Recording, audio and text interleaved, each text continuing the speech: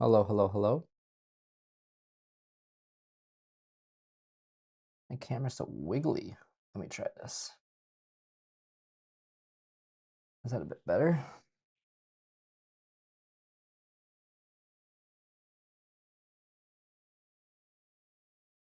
Move this up here. Move this out of the way. Come on. Move out of the way. Come on. There we go. Try that. That's better.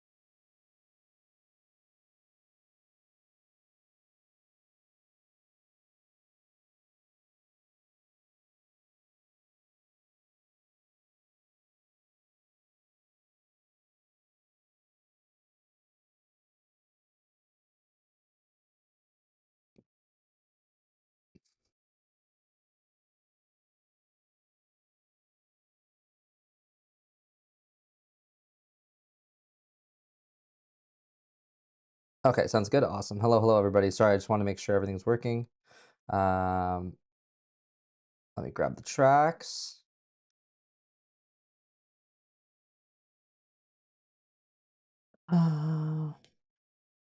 This will be my last stream in this location for a couple months.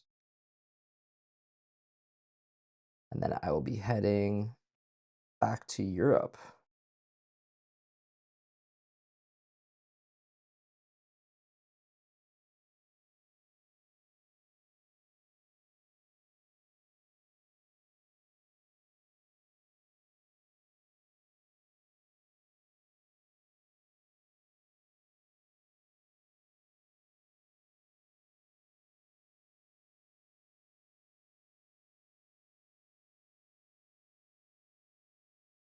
Let's keep that one open. Ableton. All right, let's get started. Oh, my face is a little bit farther away. There we go. And let's make sure we can hear this.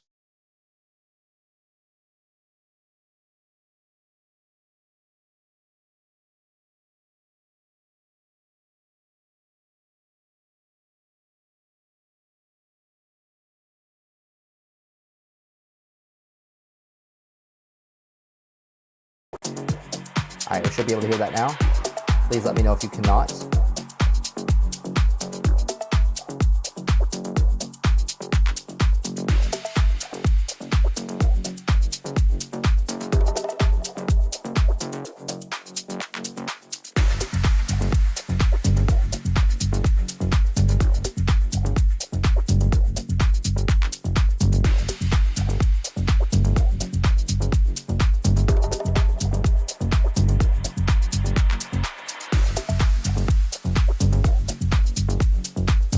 Liking that vibe so far.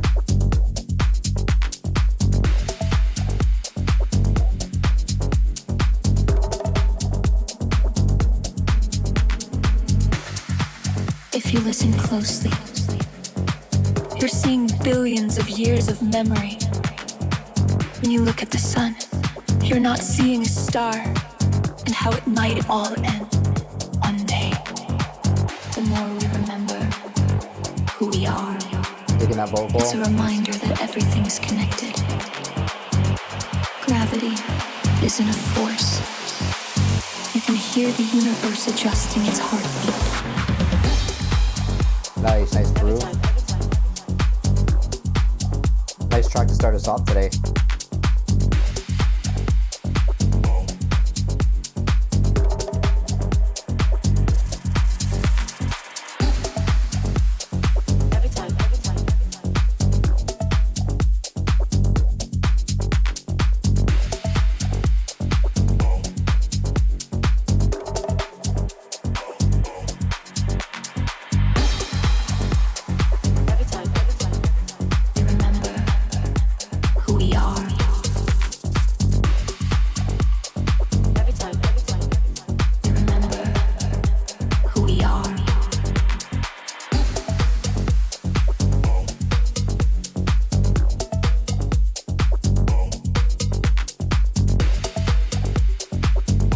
Track's really nice.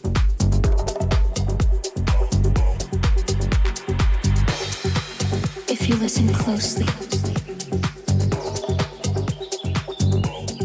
Hello, hello. the more we remember who we are.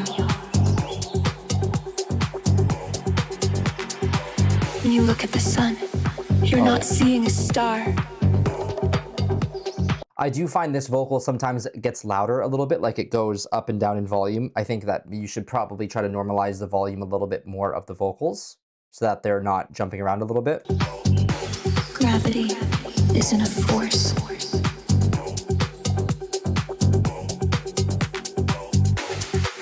If you listen closely, I just realized we started the live stream an hour early. That was my bad. Okay, so I'm realizing there's not a lot of people in here. I'm realizing that I started the stream an hour early, so what am I gonna do? I don't want anybody to miss out on their tracks, but I realized I posted it wrong on Patreon. Okay, we're gonna keep listening to this track. Let me just figure this out. the more we remember who we are. When you look at the sun, you're not seeing a star.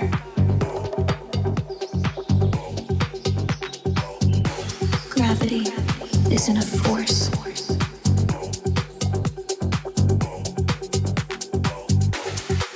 If you listen closely, you're seeing billions of years of memory. When you look at the sun, you're not seeing a star and how it might all end one day. The more we remember who we are, it's a reminder that everything is connected. Gravity isn't a force.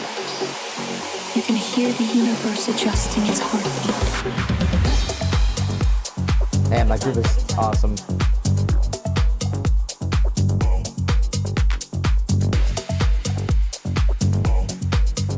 Bum, bum.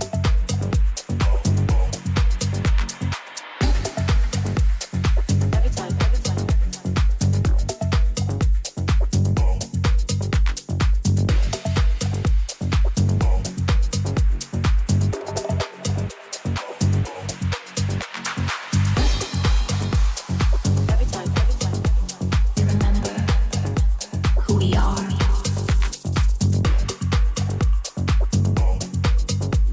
Remember who we are.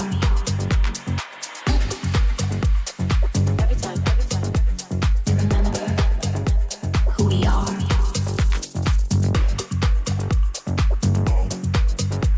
Remember who we are.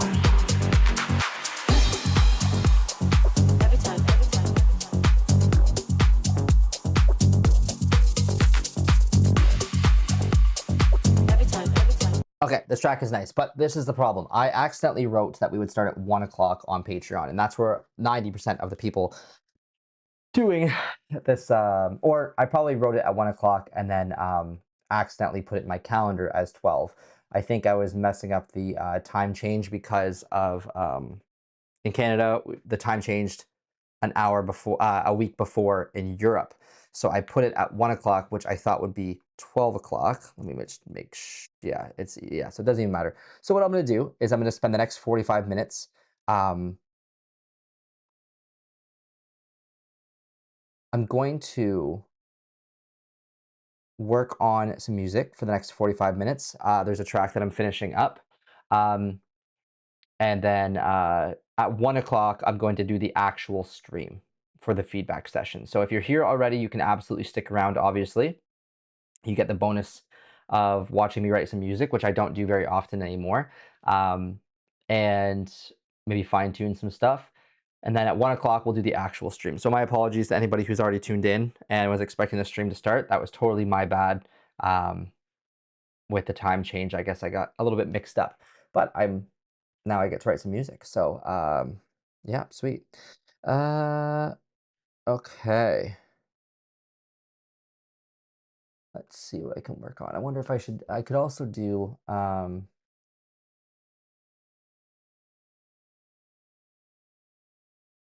could also do this part of the recording. Okay.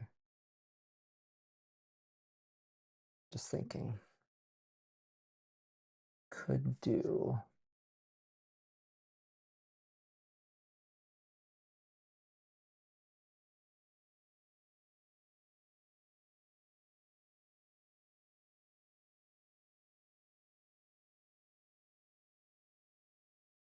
No, I'll just do this, I guess. Save.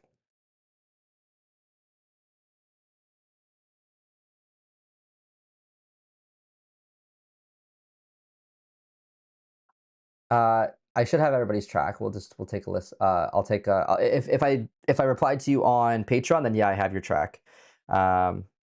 Just making sure. There we go. Read part 1. Yeah, check on and if you don't see my track, I'll post them at the beginning of the track, the beginning of the live stream. And if you don't see it there, then yes, just let me know. Oh. Notable.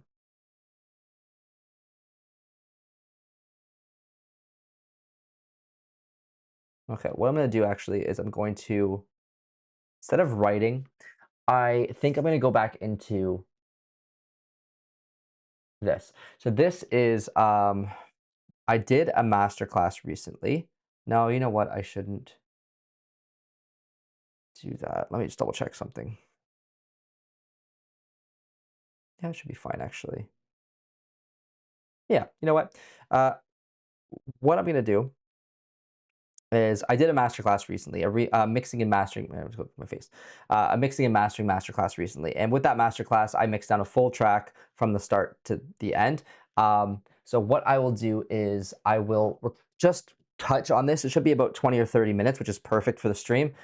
This is something that I wanted to do as well for the people that were in the masterclass, just kind of like a touch-up video where I show the last little parts of the mix down with fresh ears. So I'm gonna do that, and it should only take me, like I said, 20 to 30 minutes, and that'll bring us right up to about the time of the stream. And basically, it's a track that is 90% mixed already, 99% mixed. I'm just gonna go in and do the last final touches, and this way I can show this basically to the people who signed up for the Mixing and Mastering Masterclass. I'm gonna send it to them, and anybody who's watching right now will get access to this, but afterwards, I guess it would just be on the stream, but I'll probably get rid of this section of the stream and just keep the other part of the stream, or I'll just leave it in. It's not that big of a deal. It's only like 20 minutes of just really, really fine-tuned stuff. So yeah, anyways. All right, so I'm gonna let's go, oh, this is the mix down. So I'm basically gonna treat this like it's going to be the last part of the masterclass as well, which kind of gives you an insight of what the masterclass will look like. Let me move this over a little bit more. Is that better? That's a little bit better. Okay. Cool. Okay. So here is the track. I actually did a different version of this track. I went in and I changed. I wasn't super happy with how the track was like finalized, so I actually made a different version, which I can maybe show you afterwards. But this is the mix as it was at the beginning of my mixing and mastering masterclass that I did. So I have fresh ears today. It's only 12 o'clock. I just finished breakfast, and I'm going to be listening to this and just making some final mixing decisions, just very light adjustments.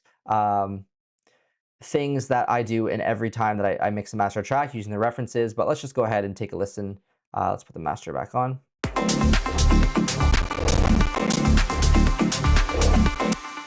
I guess my computer is going to have an issue. Hold on, let me adjust this a little bit.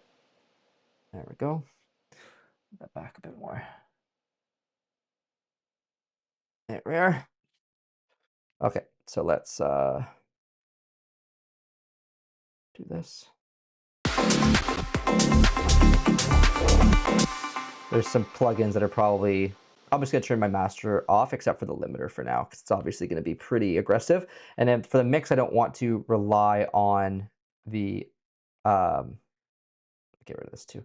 I don't want to rely on the mastered version as I'm fixing the mix, because if I do that, then I end up with a mix that works really well with my master, but it might not work really well with the, whatever the mastering engineer will do. So let me just, there we go. Bring that limiter outside here. That way it's loud.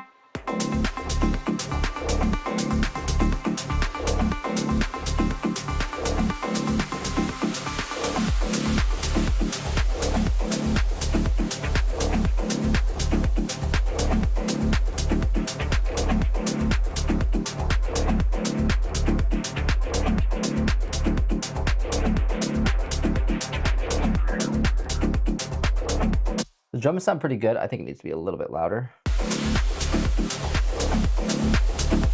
Just remember that was at 9. Or actually, I'll just do this. I'll just put this utility before.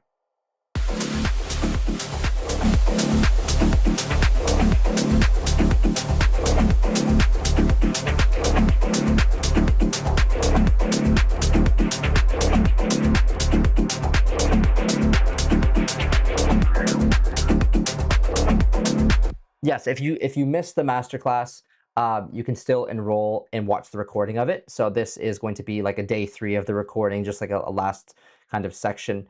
If you missed the masterclass, you can definitely go watch any of the recordings. There's 5 of track start to finishes, and then there's also going to be the mixing and mastering masterclass that I just did last weekend, and those are going to be on my website. So the link will be it's a little bit long, but there is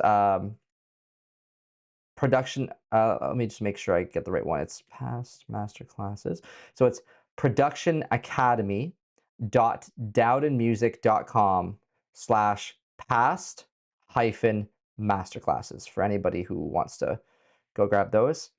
I'll put a link in the chat as well for the live stream section of this.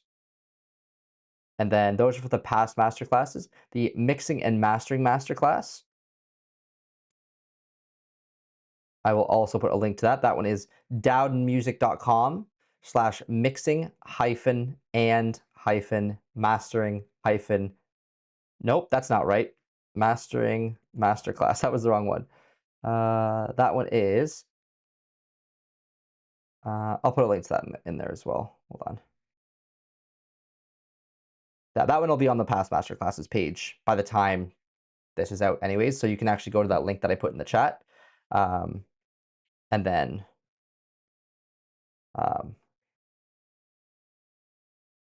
yeah, you can look at the link in the chat for both those links. Okay, so this is gonna be day 3 of the mixing. Quick note is that I've taken off the master, just using the limiter for now, because I don't want to adjust the mix with the mastering tools on, because I want the mix to be as good as possible, not relying on the master to make it sound better. So then just listening, it sounds pretty good.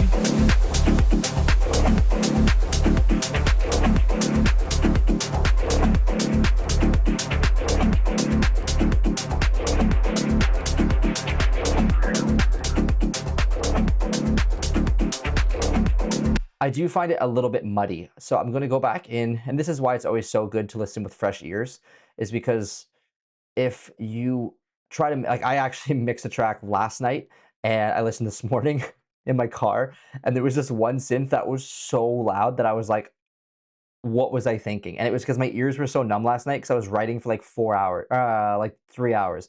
And I was like, just adjusting levels because I was getting numb and I couldn't hear those levels anymore. And so I started turning them up so I could hear them in the writing process. And then when I listened this morning in my car, it was so funny. I was like, oh, this is just terrible. I have to fix this.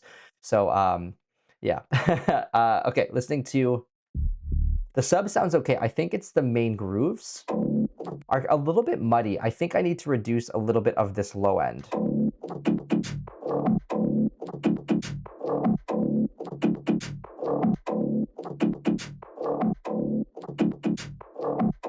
And they're starting to sound a little bit thin here, but if I bring up the bass back in, they won't sound thin because the part that I'm taking out is going to be replaced by this bass. For the most part, at least. Yeah, this one doesn't play as much as the bass, so I'll go back down to like 230. And I want to compress it a little bit harder so that it's a little bit more consistent in volume. You can see how peaky it is.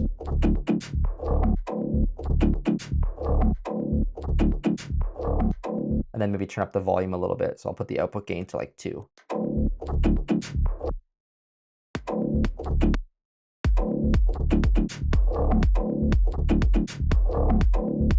Maybe it's a bit too loud, actually. I'll bring that back down to just 0.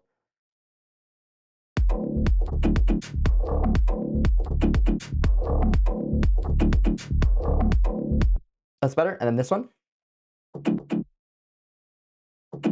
Same thing. Just bring out a tiny bit of that mud. We're getting really, really nitty gritty. This is like the last 1 or 2% of the mix. When you have those fresh ears.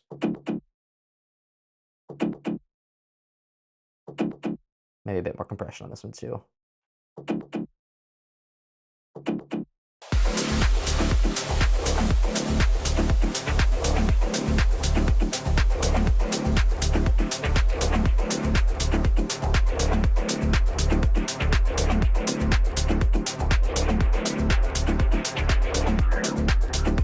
Somebody mentioned that it's a shame I don't have masterclasses in Italian. I'm actually learning Italian because I'm moving there. So I wonder if one day I'll be confident enough to do masterclasses in Italian or Spanish. I know I have a lot of Spanish fans, but for anybody who English isn't your first language that's watching this, there should be subtitles available as well in the recording. So you should be able to turn on subtitles. And if there's a language that you want that I don't have in there, then please let me know and I'll see if I can access them.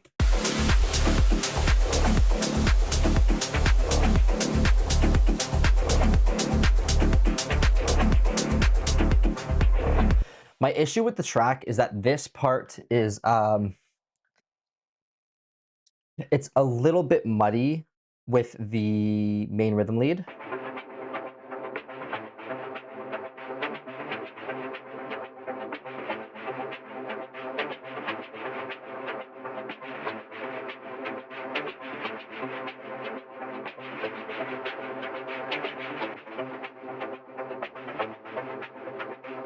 But it's really full sounding, so maybe I need to also reduce a little bit of this muddiness. I do have the track spacer cutting out here and here, so it should be...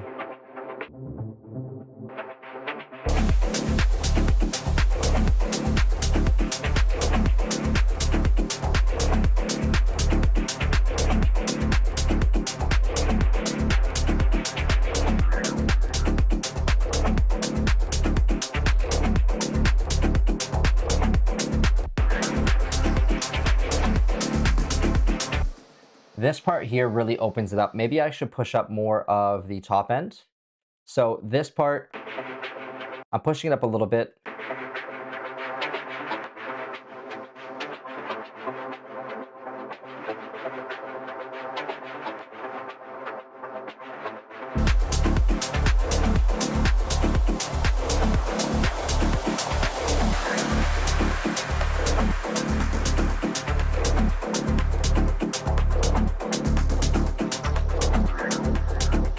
Better. Subtle, but it's better.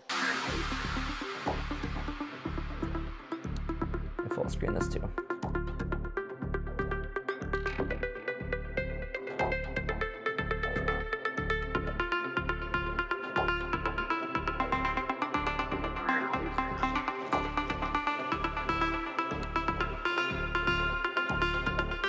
That works well.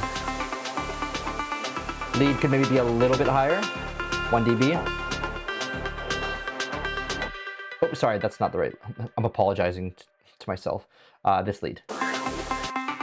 And I would probably duplicate this and bring it down an octave. This is probably lacking a bit of low. And then I would EQ out a lot of that low end, just to get that bit of warmth. I just really want like a very subtle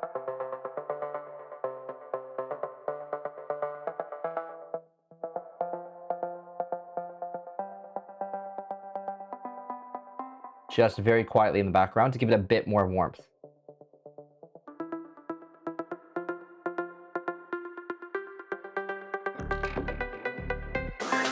It brings a bit more presence to the track.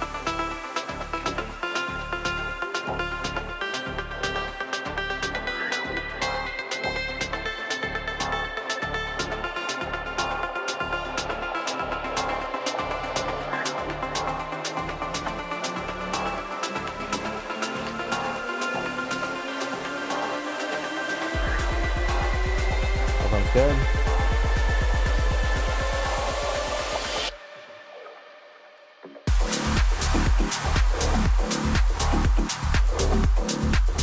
I just want to check the high end now, so I'm going to go back into the reference tracks. These might be a little bit loud, so.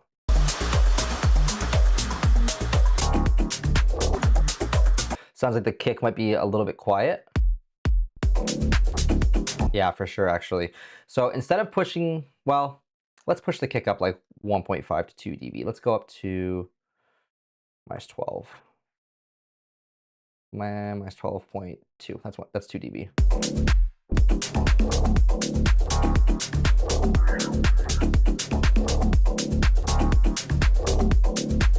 That's a bit better.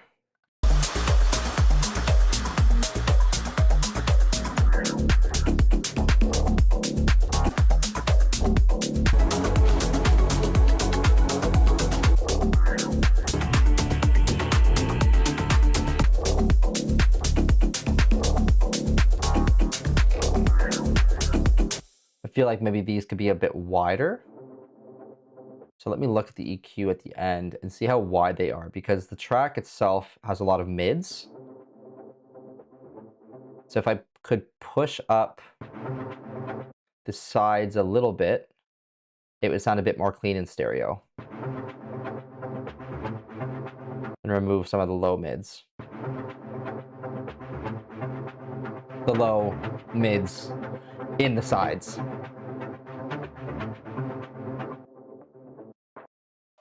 Subtle, but I think this high-end lead can be up a little bit.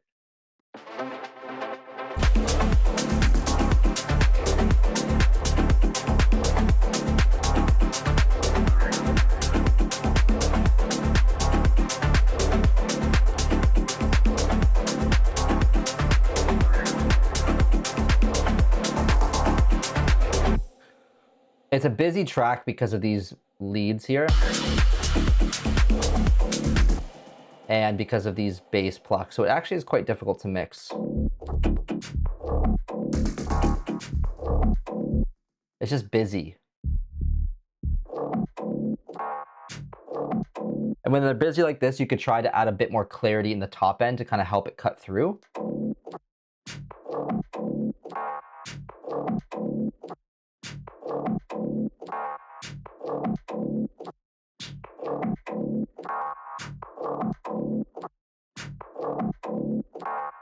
That way it's not so muddy and you're picking up on more of it. Like this.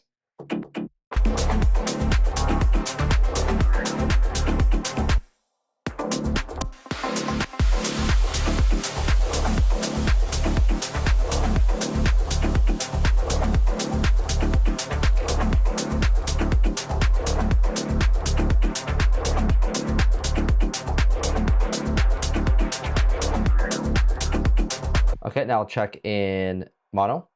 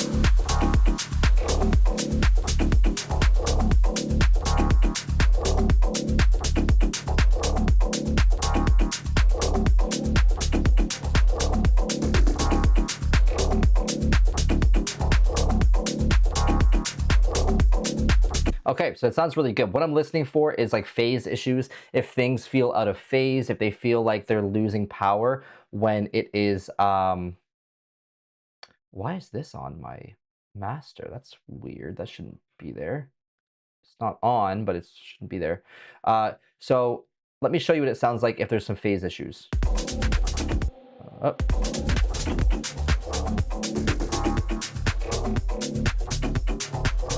Hear how like you lose the power of the bass, the power of the bass. You lose the power of the kick, bass, the drums sound a little bit weird.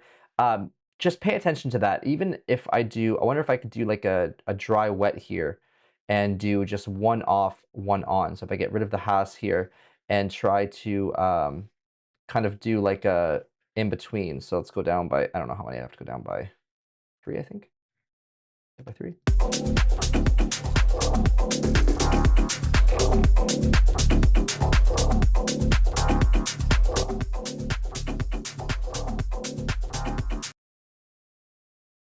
Oh, it won't let me play it. Oh, hold on. Okay, so when I sweep back and when I sweep back and forth between these two, it should go from like not phased out to phased out, and see if you can tell the difference.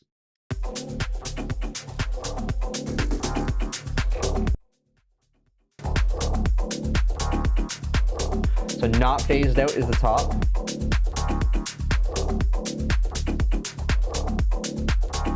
The more I go to the left, the more phase issues I'll have.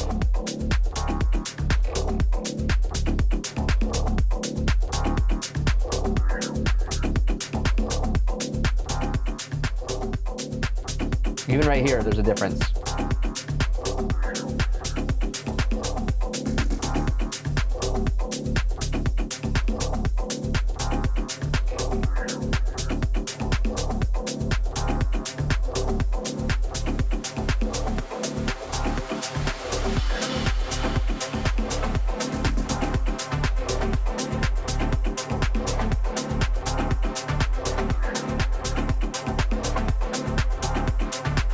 I'm back.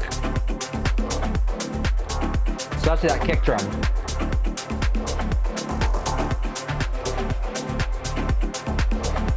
It almost feels like I'm removing the low end of the bass by doing that. So this is why it's so important to pay attention to phase.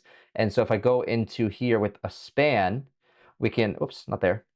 We can probably see this correlation. I mean, we will be able to see this correlation meter will start to drop.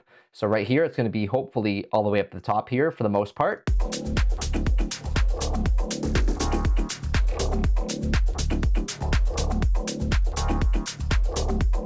And as I move it down, you're going to see this start to go down. So even though it's not super obvious right now, I can see that the phase is at 75%, and that's not what you want to be. You want to be above 75%, 80, 90% at least when you're in mono. It's at 100%, sorry, when you're in stereo. When you're at mono, it's going to be 100% because everything's in mono. It's not in stereo, so there's no phase issues. Sorry, there's no phase that it's reading really because it's been taken away because you put it in mono. But if it's in stereo and you're seeing this, then it means that when you go to mono, you're going to lose some of the power. So let's check again. So -5, 0.75 here.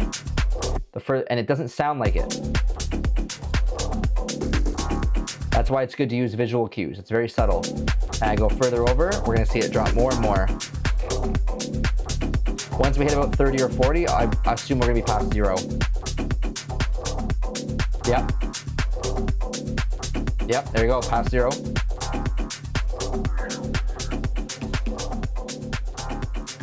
And that's really phased out. That's gonna, like, you can obviously hear the difference.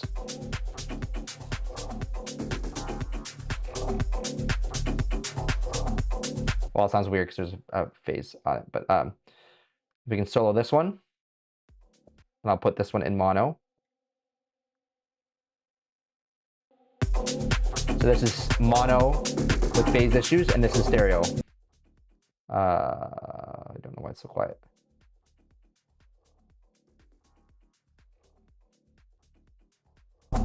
Weird, okay. Oh, okay. Ignore that. Yeah, whatever. Okay, so now we know that it sounds pretty good. I can get rid of all of this here. Don't need that.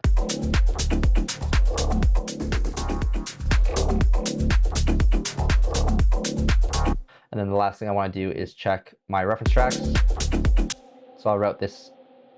So this is at 3, and that's going to pick up my side chain, and my side chain is set to the reference tracks. So click references, and now I can choose which reference track to play. Whoops, why is it playing? Oh, because it's on out, I think. No, external in, main, main, main. Why do I hear this? This should be...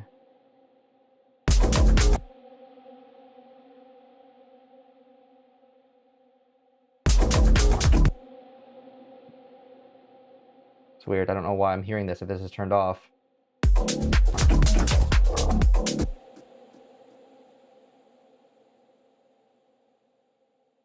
Strange. These are all set to this.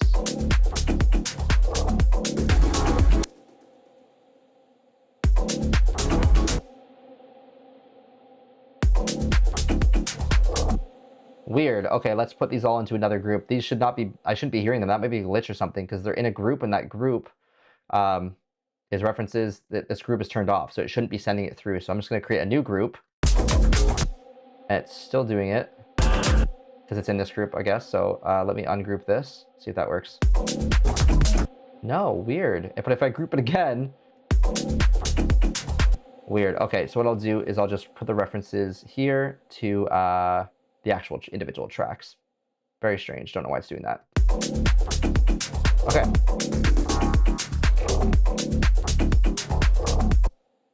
And I'd say that maybe the reference track is a little bit louder because I can see that the kick and the mids and the highs are all a little bit louder. So I could just go in and say, okay, let's turn down this reference track by 2. Check again on span.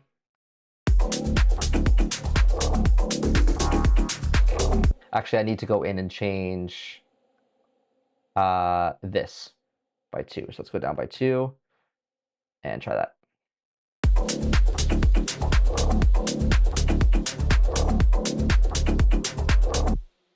Let's go to... Try one more time, go back down by 2. Let's go 2. For some reason, not really.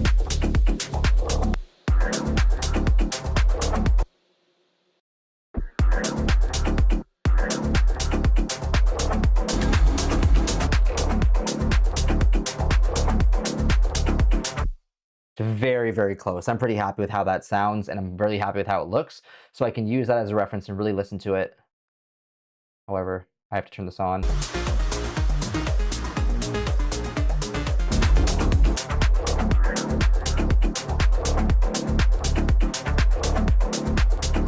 I'll be honest, I'll probably end up changing the actual track because I don't love this and the bass line. Being more honest, actually, I have changed the track. I have a different version. I'm going to quickly show you the different version because I want to show you the benefits of cleaning up the track. I find this bass line just too aggressive, too muddy. It's filling up too much of the space because it's going to main out, not to the group. Is that why? Main out. Oh, where is it? References. But, oh, this is the main. Oh, thank you. Oh, my goodness. Okay. So ignore that. So, yeah, I think that it's just too aggressive. There's too much kind of going on. It was a nice idea, but with the thing is, this stem is from the original. It's a remix. So this stem is like the only main ideas from the original that I have left, except for the bass line. The bass line, it's from some stems that are from the original, but it's quite different. I just took them and split them up. So for me, I made this really powerful bass line, but then I have to use this main lead because the main lead, in my opinion, is a bit too high for most of the track. Like the original is this. And I felt that it just wasn't the vibe that I was going for with this track. So I lowered the octave, but now there's too many lows here.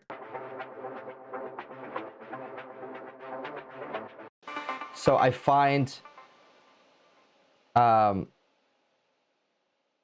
it's just a bit too crowded in the low mids. So I want to go in and adjust that. But if I reduce anything more here, it's not going to work. So this is like the decisions you kind of have to make when you're writing, but also when you're finalizing your mix down and saying, is this worth adjusting, or is it worth redoing a section of the track? And for me, it is worth redoing, and I'll show you that in just a moment. But I think I would take out more of the low end of this, or if I remove more of the low end, it won't really sound good. So I think I would probably, if this wasn't a remix, I would get rid of this, and I would just let the track breathe.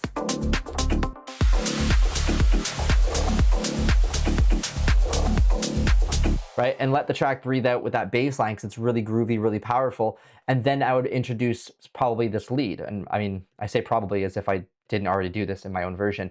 But if we're going based off of this track and we are keeping this in, then I think it's pretty much done. It actually sounds quite good. Let me just double check one more time.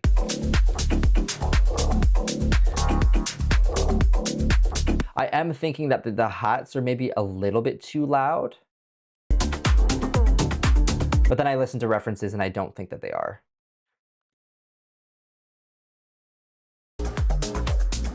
Maybe for that track.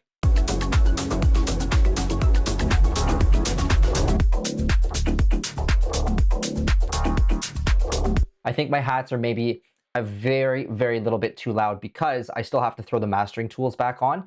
And I think that the kick and like the whole track feels a tiny bit quieter than the mastered professional mix and mastered, like the finished mastered tracks.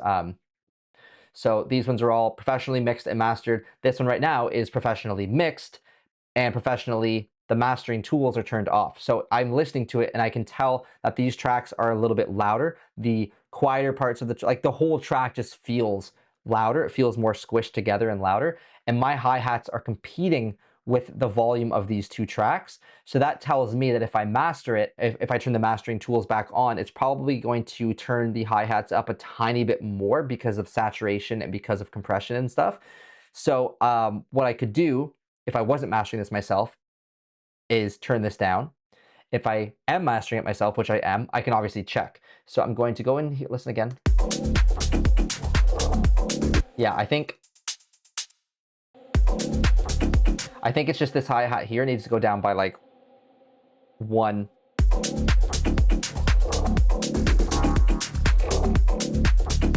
literally 1 dB. That's how critical I'm being right now. And if you can't hear much of a difference, don't worry, it will come with practice. I'm going to turn off the utility, put the mastering tool back into the mastering chain, and I'm going to turn everything back on, and let's see how this sounds. It might get, it should be the same volume. It might be a tiny bit louder.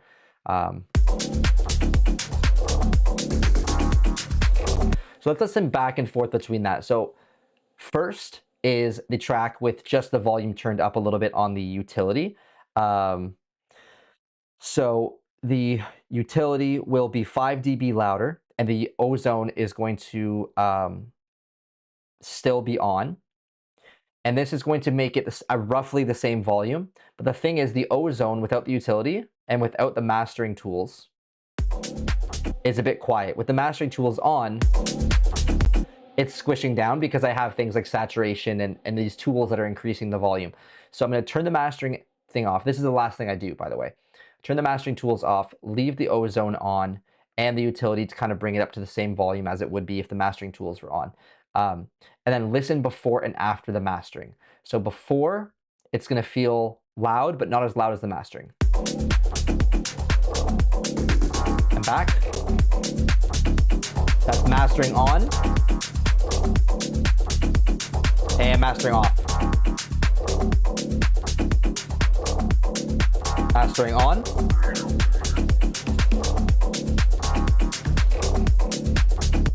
And off.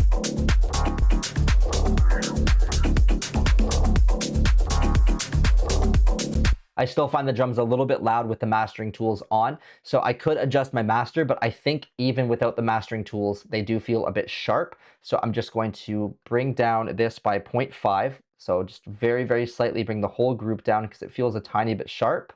I don't think I would do anything in the EQ. It's mostly just this one, so I'm just going to bring this down a little bit more. Maybe a little bit more volume as well. Another 0.5 to 2 dB, to 1 dB. Keeping in mind the track is busy, but it's mostly busy in the lows. So the high end has a lot of room as well. So it's very sharp. It has that room for that sharpness. So it's not that, the hats can be maybe 5 or 10% lower than maybe a track that does have a bit more in the high end. But I think it sounds quite good now. So let's put the masterings back on. I would reduce the God particle a little bit. It's a bit too sharp, saturation.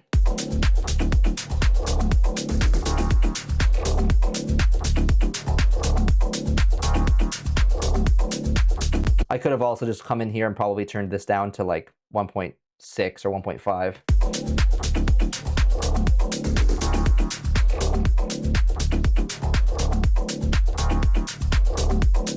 Oh, interesting. This fresh air is adding a lot of brightness as well. So this is important that if I send this pre-master out, they might not use this fresh air. And this fresh air is actually pushing the high end up quite a bit.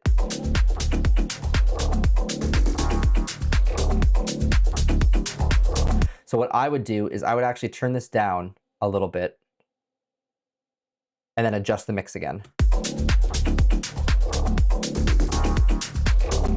And I want to get a good, this is why you don't rely on the mastering tools for your mix, because my mix actually is too dull now compared to with this thing on. So I'm going to go back into my hi-hat. I'm going to bring that back up to minus 6.5, and I'm going to boost that high end up a little bit more. So let's go back to, let's say, -1.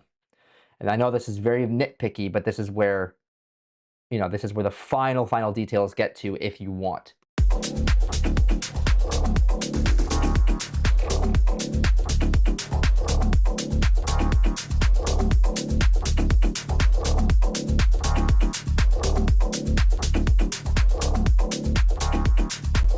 I think that sounds pretty good.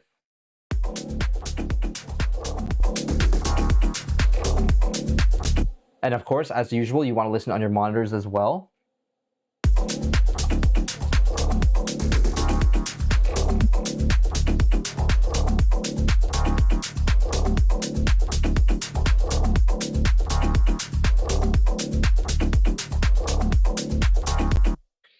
That sounds pretty good. That actually sounds better than I thought it would.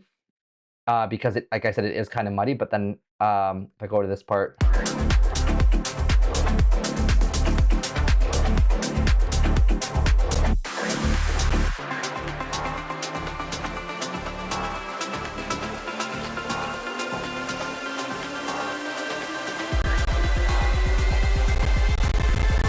Come on, baby.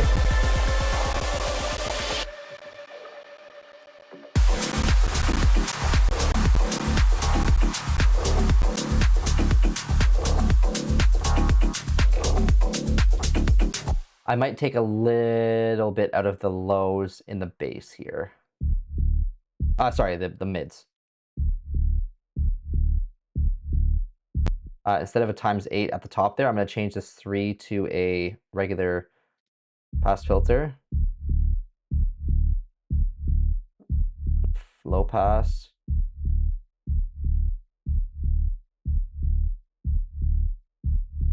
Get rid of a bit of that muddiness.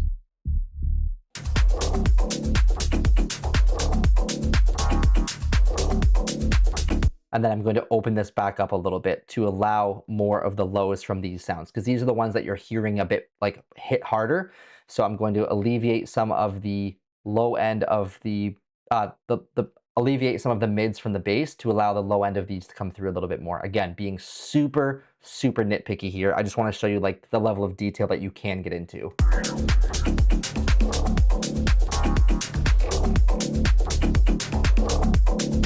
I'm going to crank these up too, because why not? Let's hear how they sound. I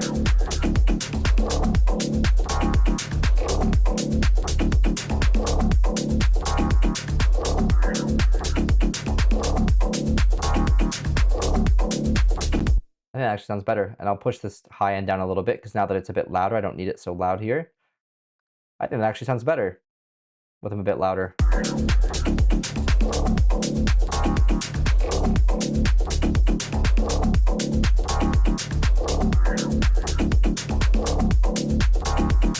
And these like sounds can be a bit louder. These ones and these ones.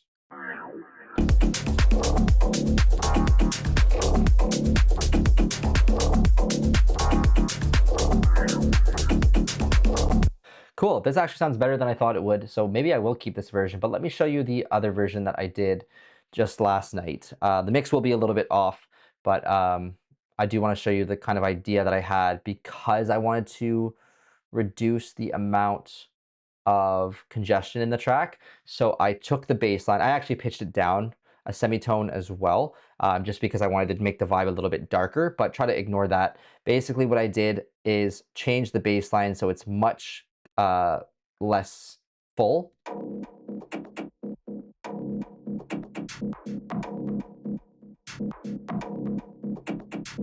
Maybe less full is the wrong answer, wrong suggestion. Like, I don't know what I'm trying to say. Less intense is the wrong kind of descriptor, but I made it not so full on, I guess. So I added a bit of delay, made it a bit more bright,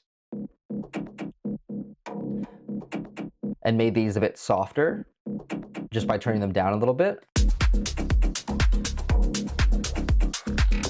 And I made this more of the actual bass line.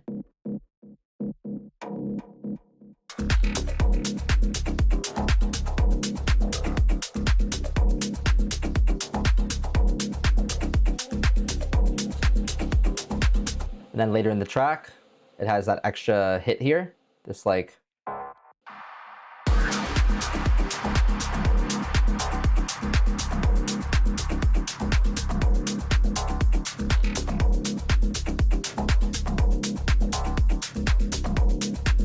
And then with this.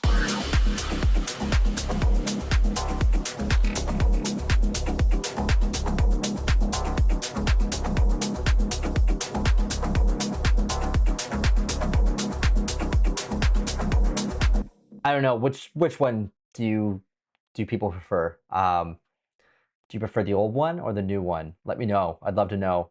I find the old one a bit too aggressive. This one's a bit more progressive. The other one felt a bit too robotic for me, but I do like both now that I've mixed it a little bit better. But this one feels a bit cleaner in my opinion. So I'd love to know your thoughts if you could give me them. And that's basically it for the last, I think it was about half an hour that I wanted to spend just kind of going over the last little details of the mix of this track from the masterclass. So please let me know your thoughts. And yeah, I hope you enjoyed the masterclass, and I hope I'll see everybody in another masterclass, and keep your eye on your inbox for when that's going to come up, because since you've already enrolled in the masterclasses, then you will have first access and a discount code usually to the next masterclasses. So yeah, thanks very much everybody for tuning in. Thanks for your support, and I'll see you everybody in the next masterclass or in the next videos.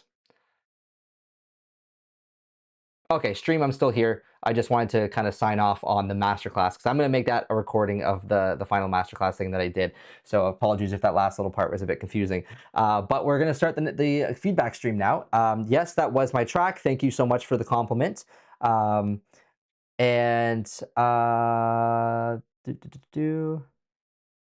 my pleasure. Well, I can show you the second part. It's basically just the exact same. It's just the bass line is different and the melodies are a bit different. Thanks, Volker. I'll play the other one here just for a moment. But yeah, so that was kind of the that was like the last little bit of the masterclass that I planned on recording. So I figured I might as well just record it now while I'm here with everybody, so you can kind of get a little freebie taste of what the masterclasses look like. Yeah, so let's go back.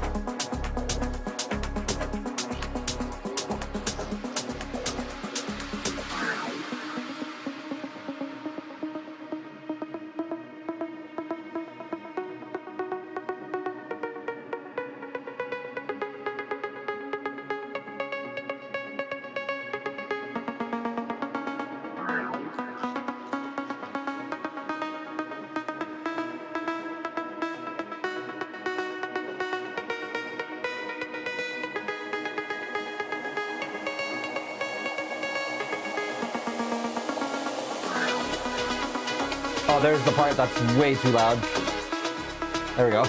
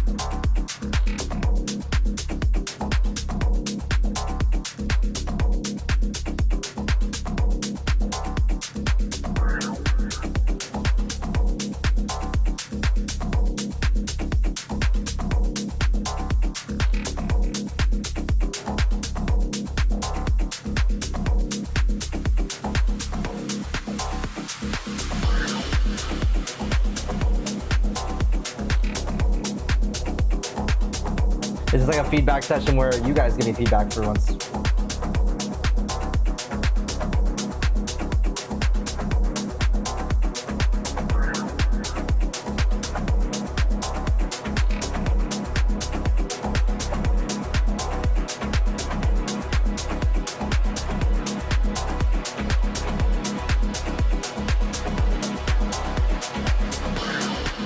Okay, that's all we get. What do you guys think?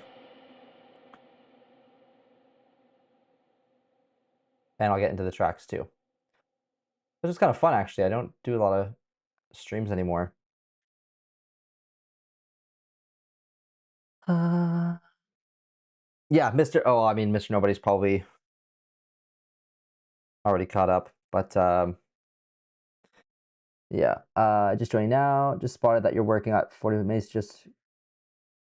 Many suggest to do it to 48. Would be curious what your opinion. I honestly don't really see a point in doing that.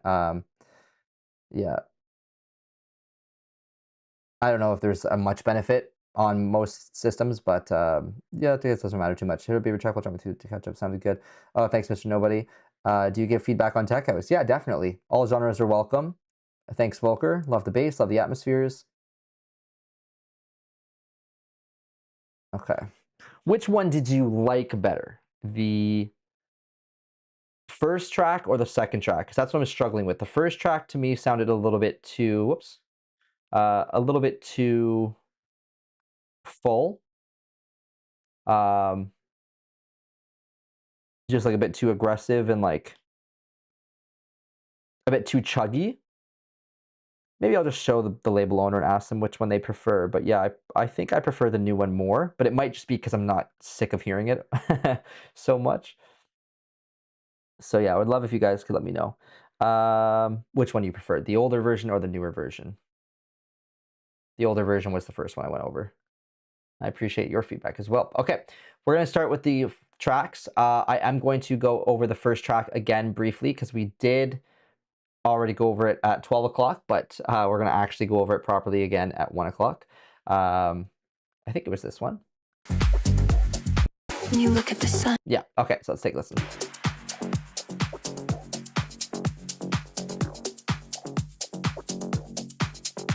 Yeah, sorry everybody, I'm still adding in the tracks. Let me make sure I have everybody's.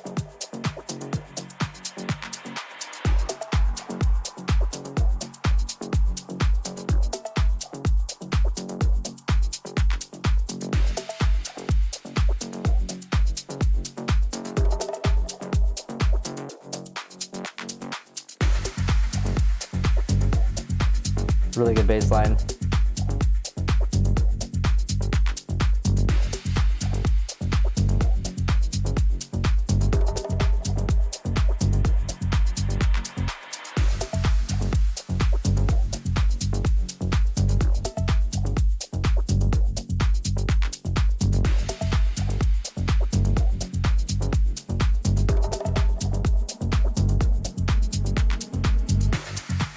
If you listen closely, you're seeing billions of years of memory.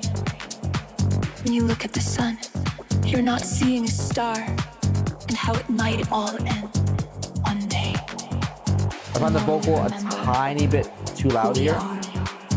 It's It's a reminder that everything is connected. Gravity isn't a force. You can hear the universe adjusting its heartbeat.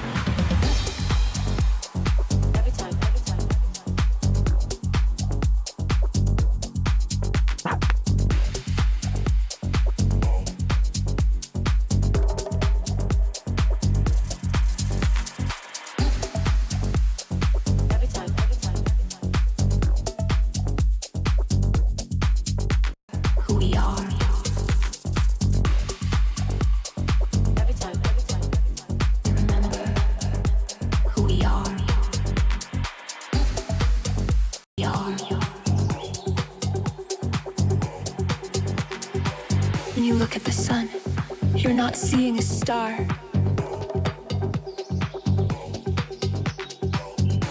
Gravity isn't a force.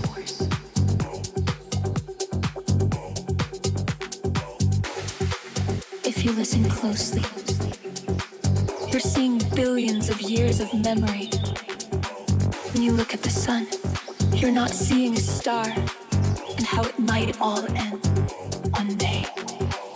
The more we remember who we are, it's a reminder that everything is connected. Gravity isn't a force.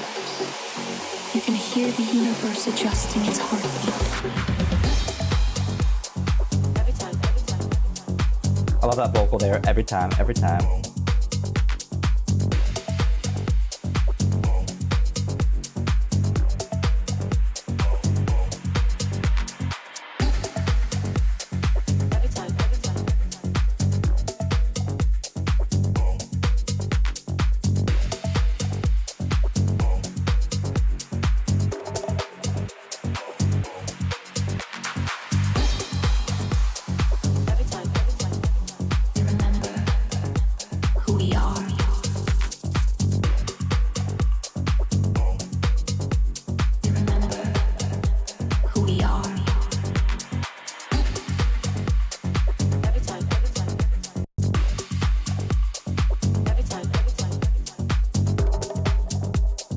Mix-wise, it's really good. The track itself is really good. It's interesting. Kick is punchy. Hats are clean. Snare is clean. The only thing I think is that the vocals sometimes are a bit too dynamic. They might jump up in volume a little bit too much. One gets a bit louder, one gets a bit quieter, just very slightly. So I would maybe try to normalize the vocals a little bit, but that's really it. The track is awesome.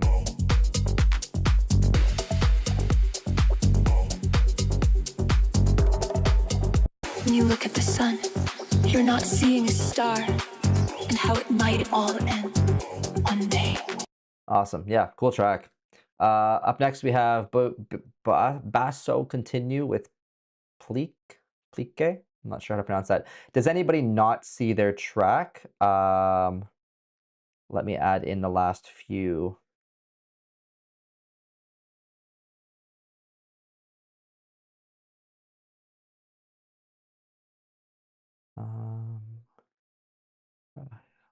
This guy. Yeah, let me just make sure. Let me just actually go like this. Let me get rid of everything. And do this.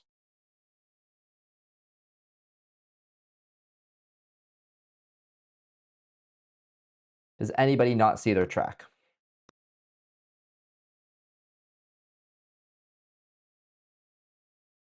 Please let me know.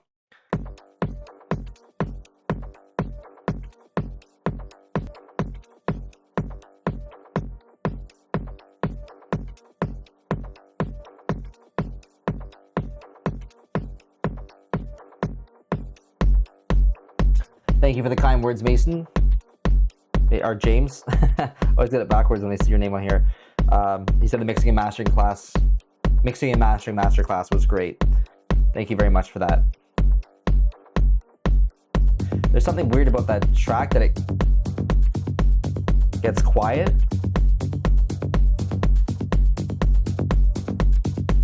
That first track was that was playing was. Well, you can just scroll back in the video and see. Len Bosa says, yeah, your masterclass was great. Both versions sounded really good. The last thought you had seems cleaner to me, but it's a tiny bit. Thank you.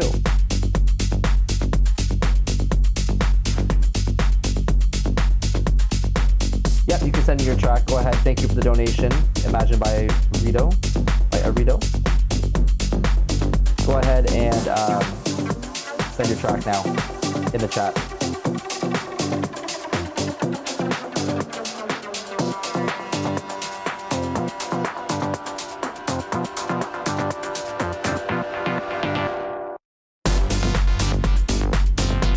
That's cool.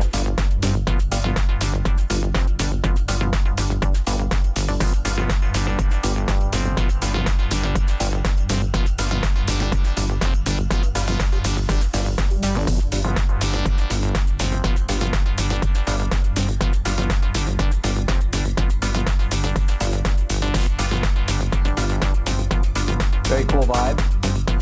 The kick is a bit lost here though. I don't really hear the kick too well.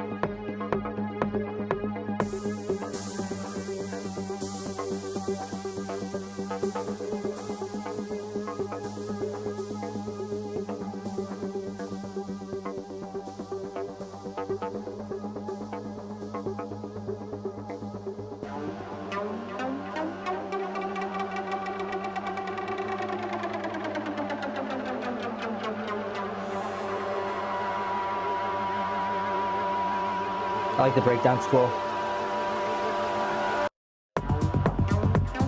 Oh, that's also cool.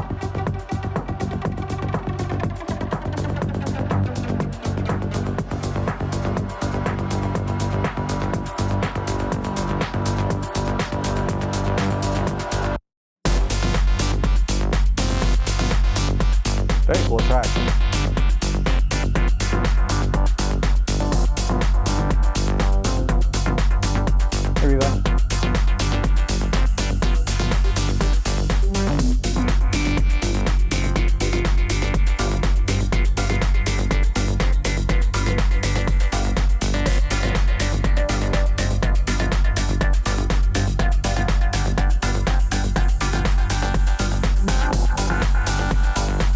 Yep, you can delete it.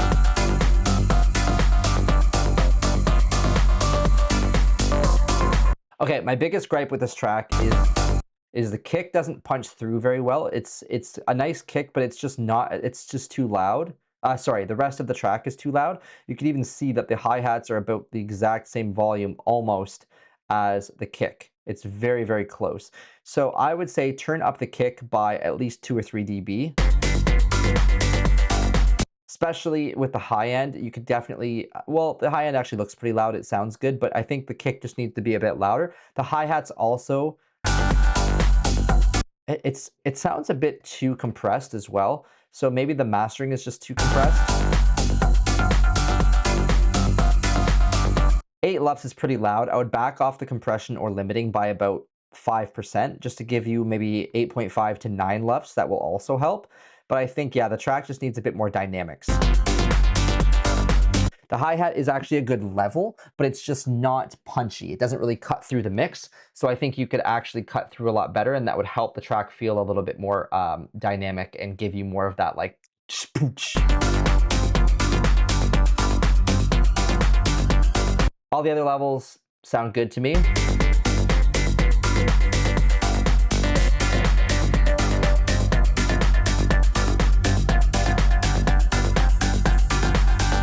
Yeah, I think if it was just a bit more dynamic, the whole track would feel a bit more alive as well. Very subtle. The mix sounds pretty good. Overall, yeah, I think.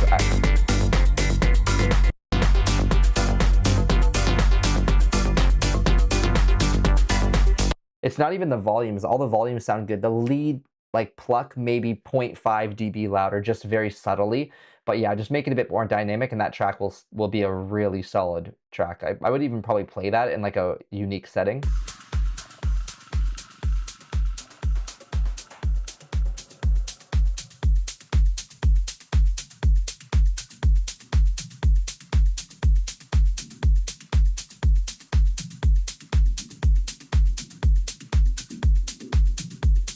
And if anybody wants to grab any of the past masterclasses, I'll put a link in the chat and I'll pin it to the top. And the mixing and mastering masterclass will be uploaded to that as well very soon.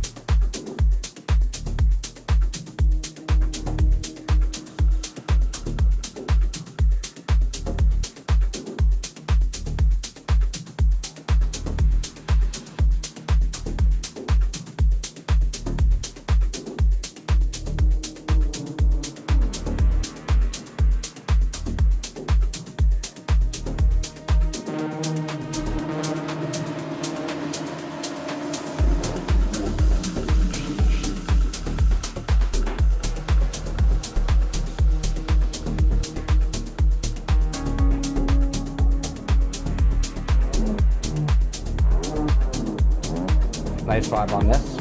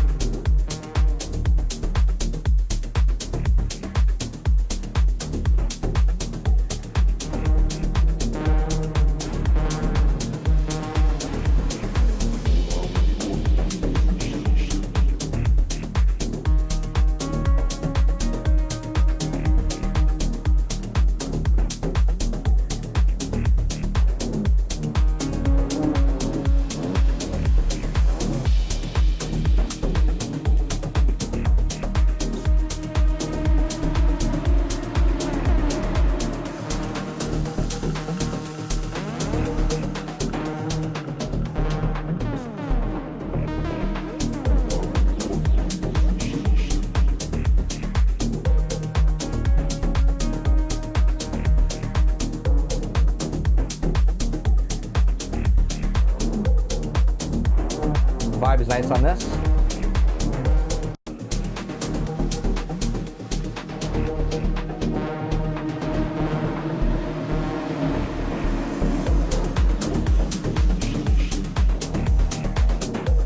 Very groovy, progressive. It's got that Argentinian vibe.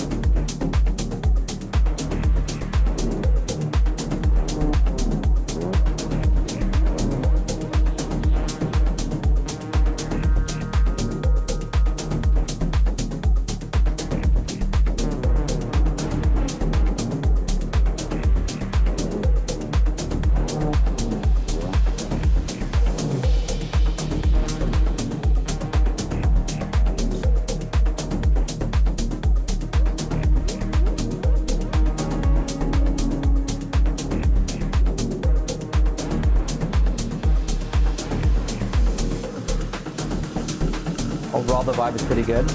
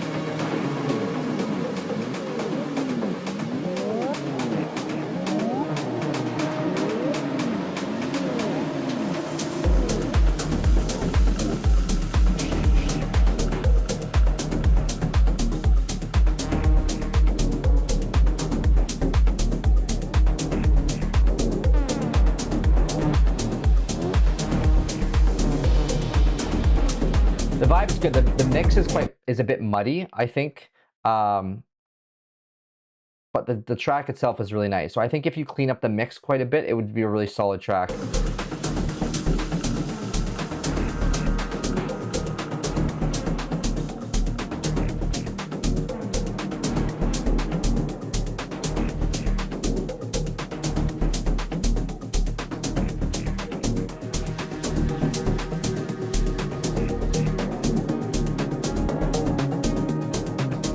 Like some of the sounds here you can barely hear, but they are nice.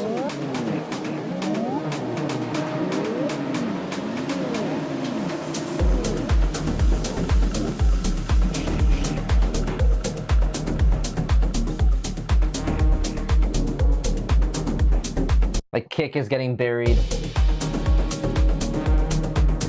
But when this one's done, I'd love to have it. It's a very nice track.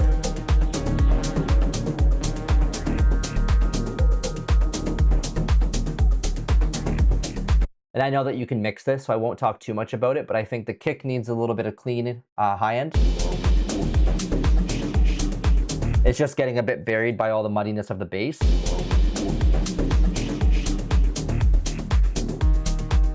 Yeah, if you reduce the bass levels by 1.5 to 2.5 dB,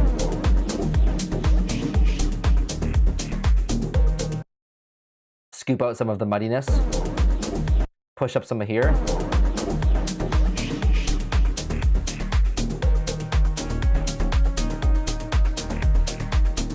Like that already sounds way better.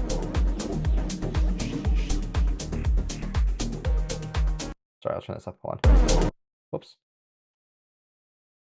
All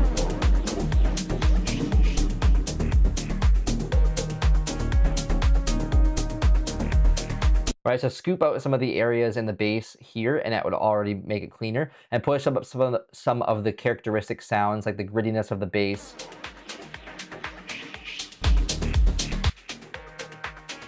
Right, give some character to that bass, allow it to cut through the mix, and I think that's going to sound really nice, really full. The hi-hats sound like they're a pretty good volume, especially once you clean it up. It'll be a little bit cleaner so you can hear them a bit better. Overall, really nice track. Whoops.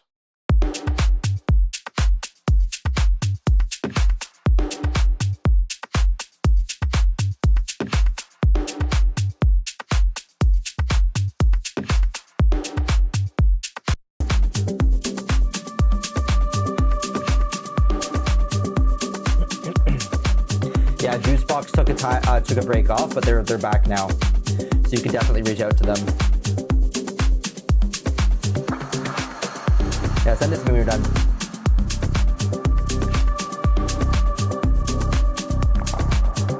Yeah, please feel free to book a one-on-one with me. Paso.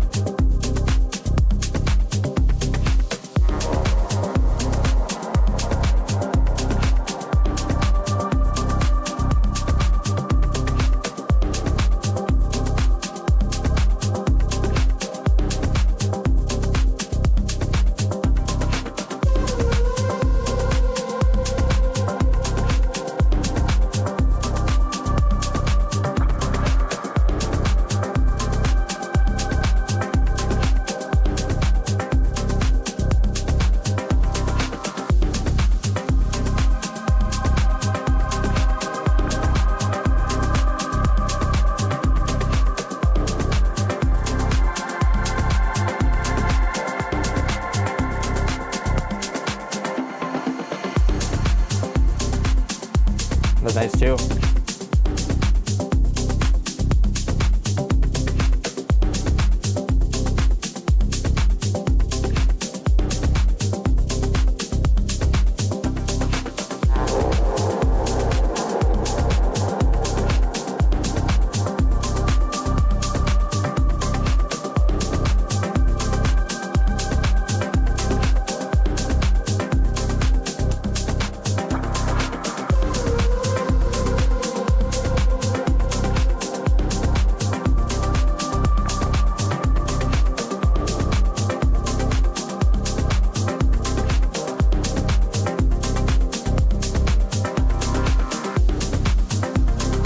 Same with this one, it's a bit over compressed. Right, you can even see the levels are all the same volume here. It's a bit too sausagey.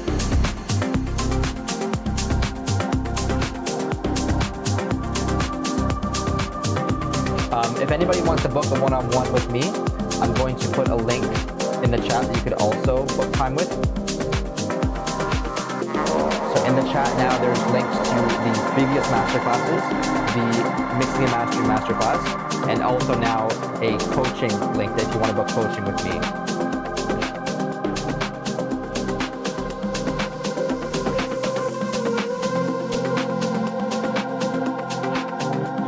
The one-on-one coaching works via Zoom calls. So we sit together one-on-one.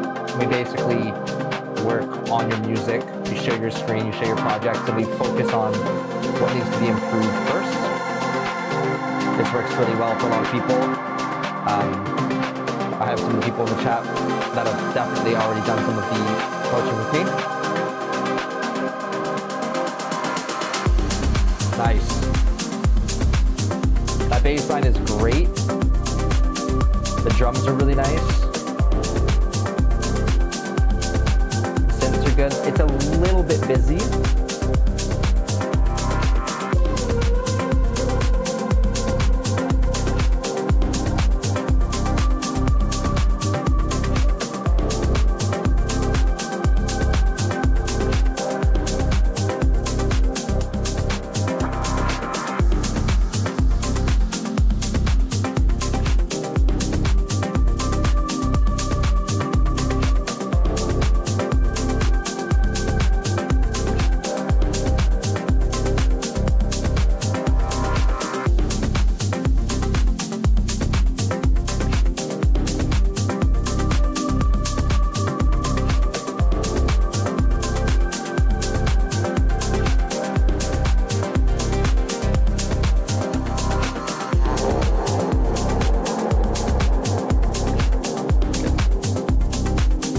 Okay, so the mix is a tiny bit muddy. Again, in this area here, there's a lot going on.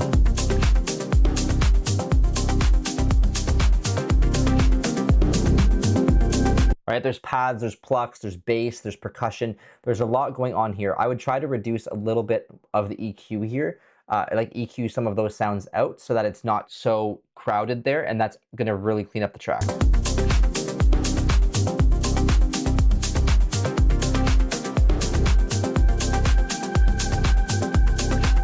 Even your clap is like a lot of layers. It's like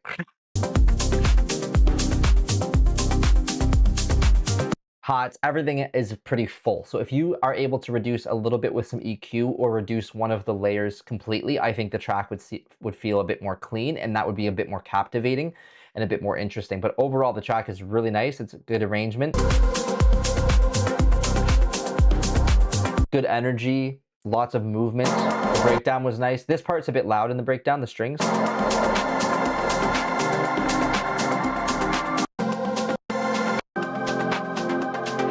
And because it's so loud, there's never really a break for the breakdown. It doesn't feel like you get a full kind of release into the breakdown. It doesn't feel like as calm as it could. So if you reduced a little bit of the volume of these strings, at least for a section like right here, I think the overall quality of the track would be better because people wouldn't feel like it's so full on the whole time.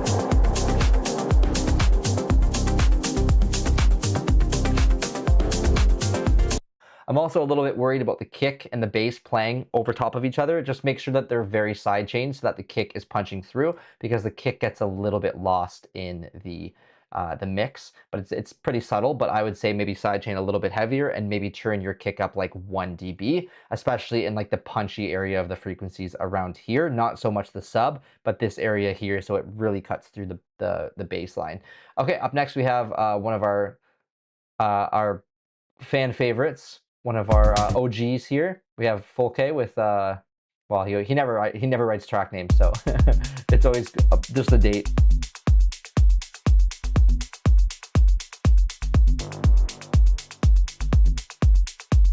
Bit of distortion. I'm not sure if that's from the kick.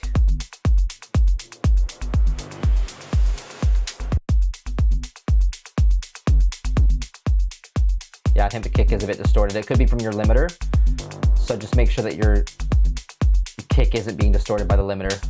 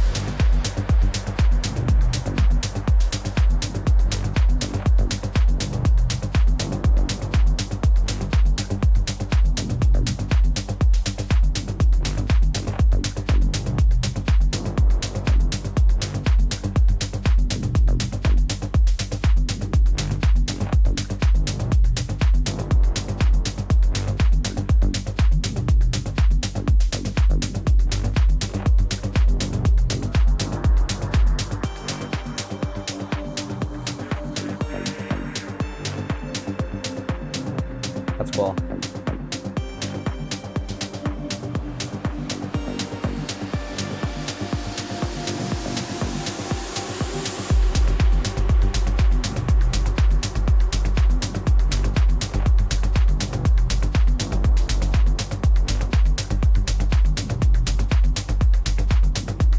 So the kick could have a bit more top end to it to cut through a bit better and not be so bass. It's just like, it's a bit punchy, but it's not super punchy.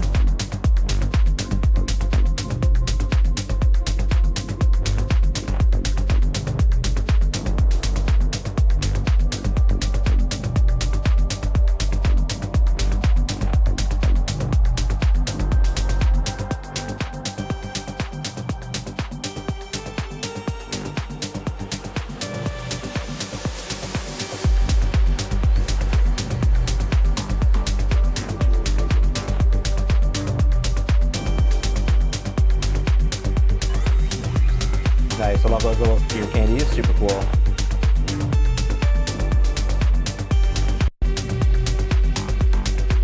So overall the track has a little bit too much low end, I think.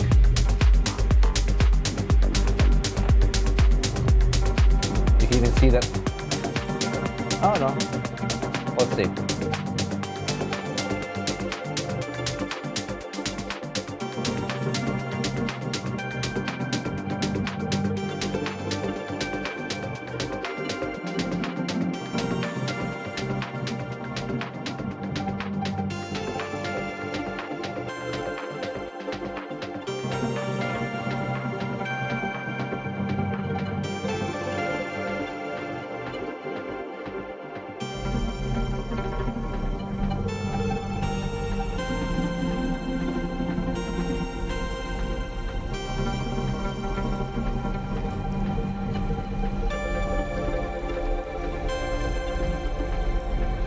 Really liking this breakdown.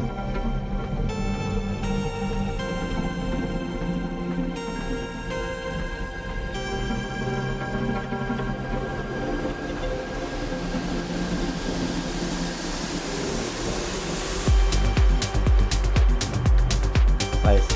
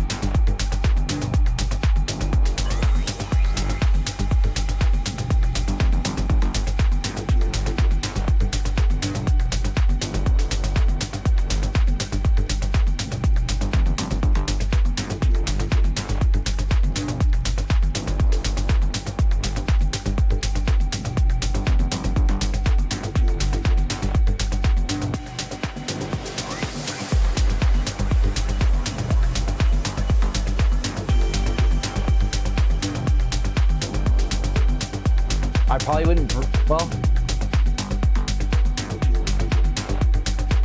actually that's pretty cool.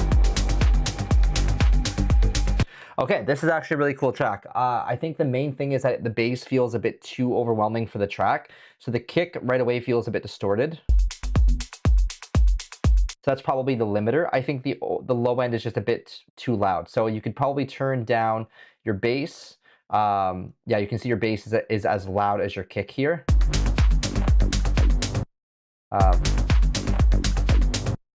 Almost right here and stuff. So you could probably turn your bass down a little bit. Your kick could probably be a little bit shorter. So you could probably bring your kick down just a little bit. Something like this would make it feel a little bit less overwhelming as well.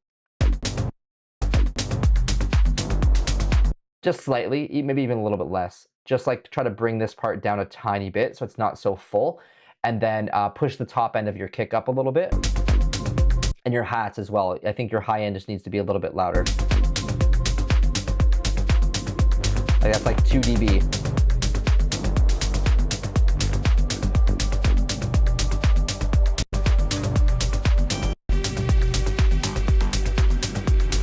That sound right there could be louder too. Bop, bop.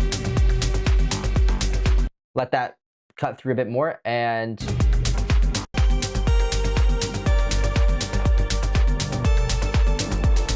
that lead is really nice. I actually really like that. I think you could layer it with another one, an octave lower. So play that one and then have a second layer, an octave lower, reduce the volume, EQ out a lot of the top end, and just have like it play below it. You could also duplicate this layer and add like some effects to it, some chorus, some delays, some like sound doctor, tantra, something, and then just layer it in below like 5 or 7 dB quieter, maybe even just 2 or 3 dB quieter, and really make that lead interesting. Like you could do a bit more with that lead to keep it more, like just to give it a bit more. You don't have to, but try it out and see if you can get something cool that's going to make that lead even more impactful. But right now I think it sounds pretty good.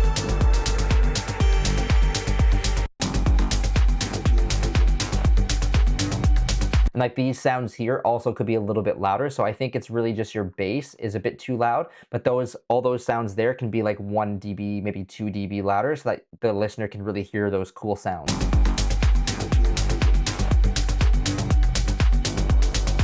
Right? When they're so far in the background, it makes the track feel a little bit bogged down. So don't be afraid to turn those up, especially once you clean up a little bit of room by reducing your bass level by about 2 or 3 dB. Overall, really cool track. I love hearing you improve over every couple, every month or two that you send in tracks. I can hear them getting better, which is really cool.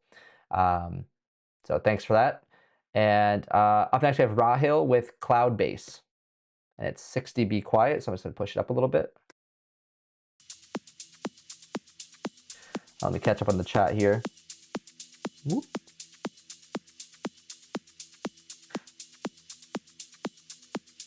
We could listen to beats, I guess. That's interesting. Hey, Papa Kuma.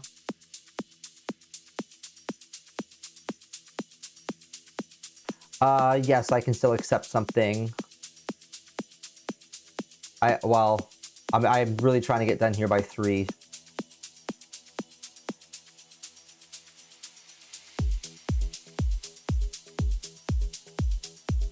Yeah, full K, it's probably just from the limiter. The limiter probably is just adding a bit of compression. I meant to add this by 5, which is causing that distortion. It's probably just a subtle, like, yeah.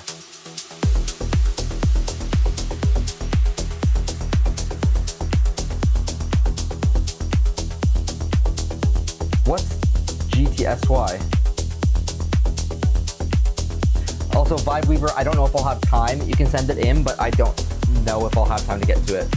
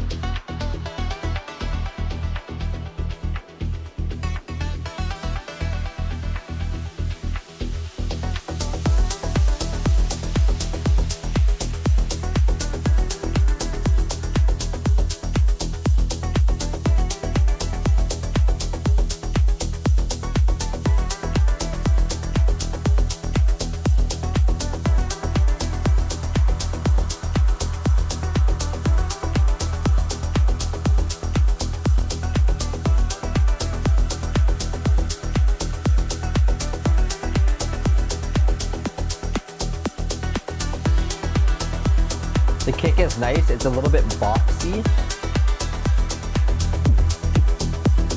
Around here, you could probably reduce a little bit on the kick.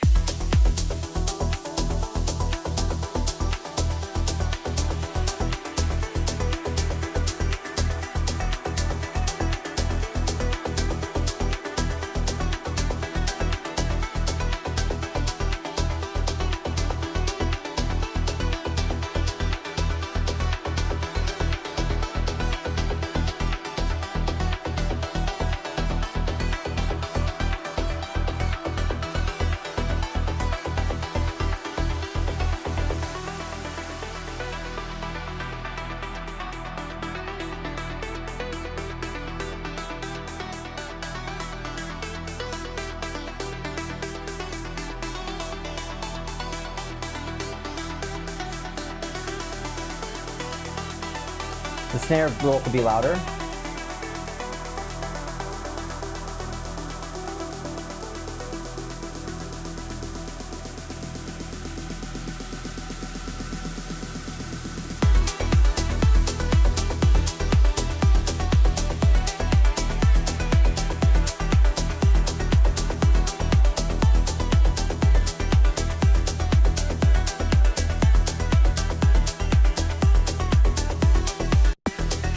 So the highs are a bit quiet. The kick is pretty punchy, and it's a little bit too boxy, I think. I'm not... There's a bit of discrepancy here with the kick and the bass. The bass is actually louder than the kick at the end here. You can see it go like boom, boom. Just be mindful of that.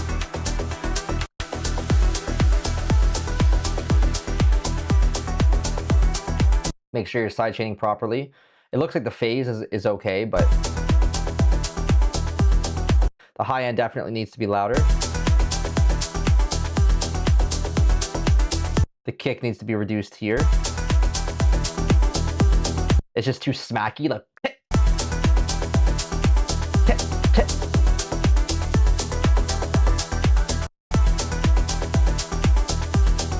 the leads could also be louder.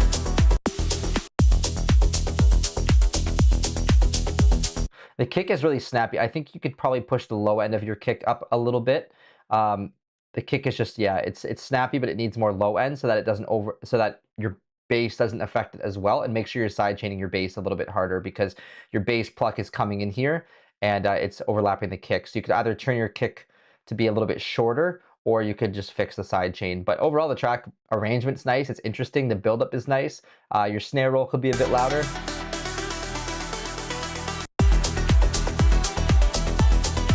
With the high end pushed up like this, it's actually quite balanced. Yeah, cool track overall. The kick is a real killer for me. It's really throwing the mix off. It's just too snappy, too punchy, and it's just not leaving enough room for the rest of the instruments. So I don't want you to turn it down because the low end of it needs to be up, but just, yeah, cut the high end up down a little bit, maybe maybe like 10 to 15%, and boost the low end up by 10 to 15%.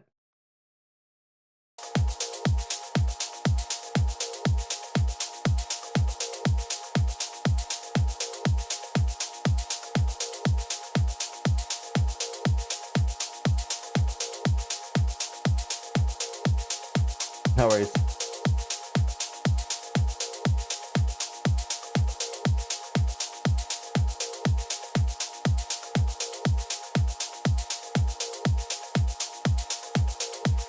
Okay, Bob, if you're sure, I can very quickly go over it.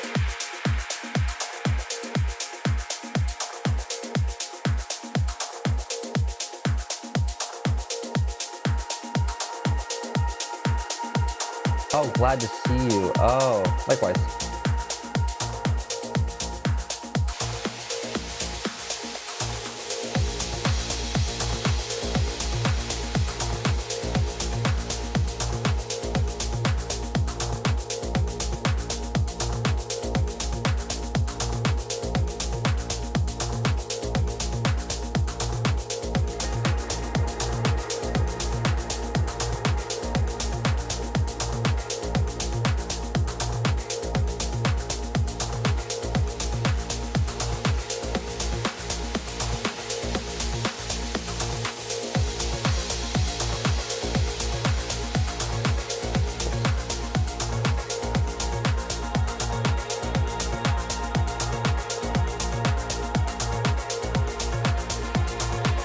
Ignore that.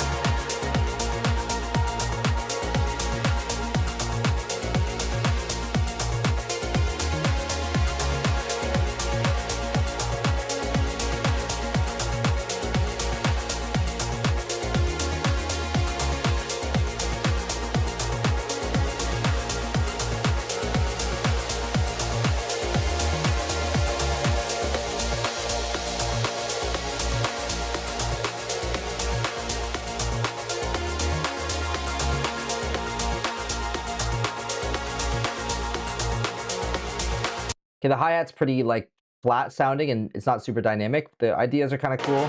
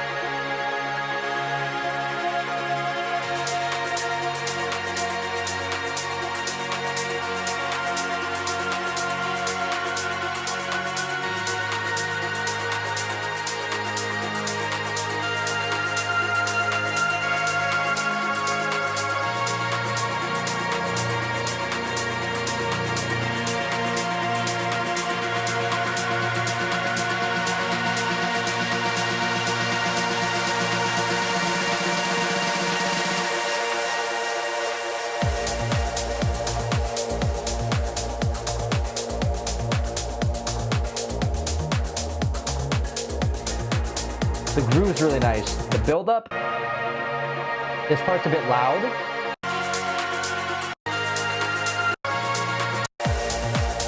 That part there is a bit loud. The drop's really nice. The low end is just too quiet. Like the kick isn't really giving a lot of power.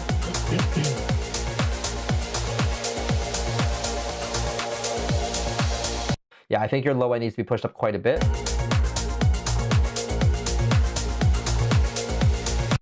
That's already better. That's 5 dB, 6 almost. 6.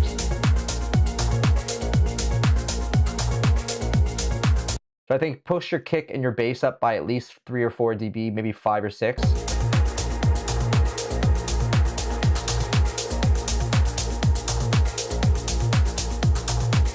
Try to push a little bit of your hi-hats up around here, which is going to give you a bit of like grit, like, and that's going to help the hi-hats cut through. Notice the difference when I turn this back down.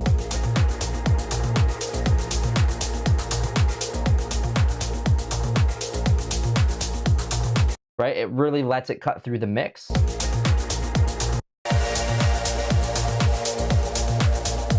Your mids are fine.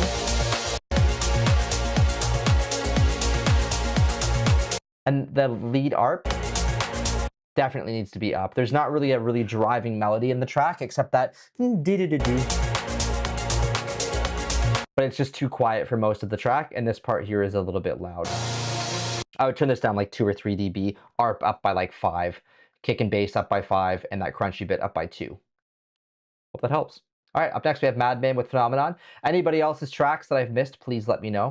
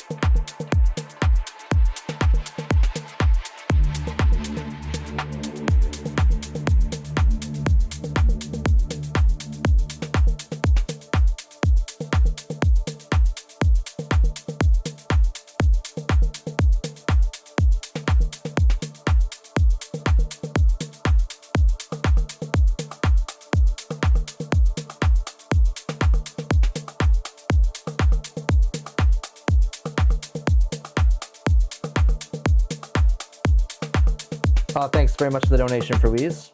Francisco. Hello from Argentina. Hello.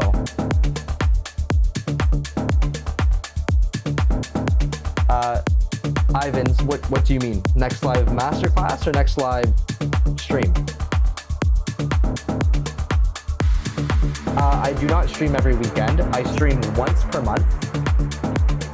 And that stream is for my patrons usually. So I do a stream every month. By the way, usually at the last Sunday of every month, I do a live stream, and it's for my patrons and my coaching students. They are able to submit their tracks for feedback, and then I do this live stream. I also do a monthly coaching call with my students and patrons every second, usually the second weekend of every month, and we usually have like guests come in. 40 Cats, MP, Demuth K. Yeah. So if you're interested, you can sign up for Patreon. Patreon.com/Dowden Music. I'll put a link in the chat.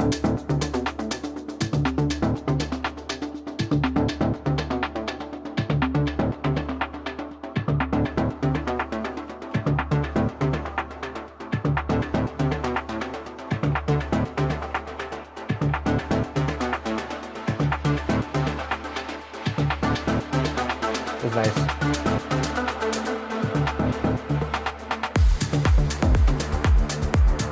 A little bit quiet. I'm just gonna turn it up a little bit. Oh no, sorry, I turned my headphones on. Ignore me.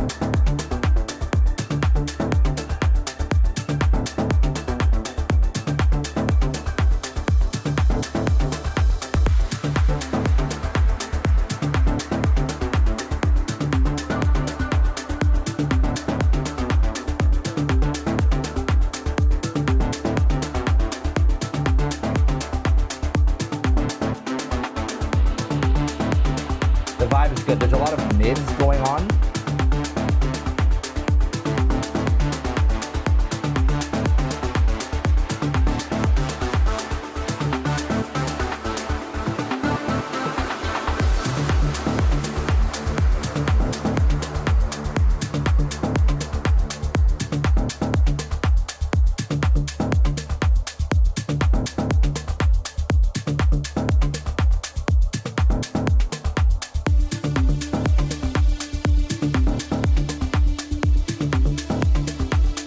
I like that melody a lot.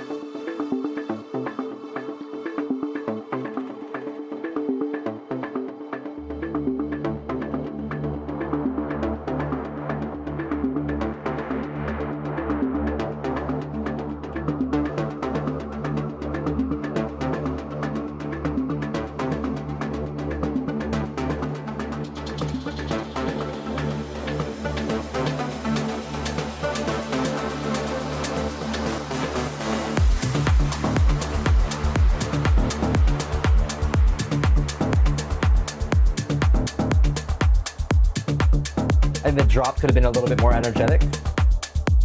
Oh my gosh. Last you scared the crap out of me. Okay, hold on. No.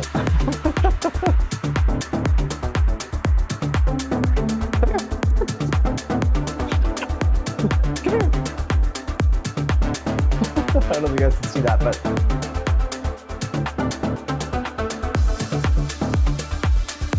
my dog just stormed in. Well, not my dog, but a dog.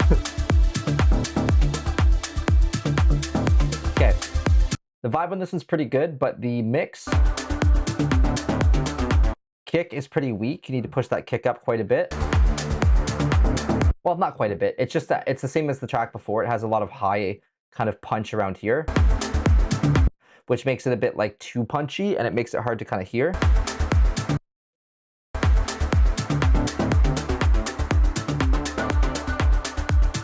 It's also up here somewhere too. That click. The high end could be louder. very slightly.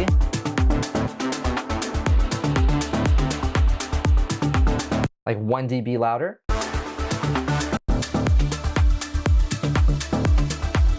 The bass feels a little bit thin to me. There's not a lot of like...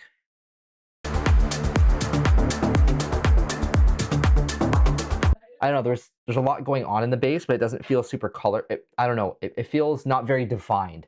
So there's a lot going on in the bass. But it's like, it's very messy. There's too many things. There's no specific thing that I'm hearing. And I think that's why it's not really working. So yeah, you could try to clean that up a little bit, make 1 or 2 of those sounds more direct.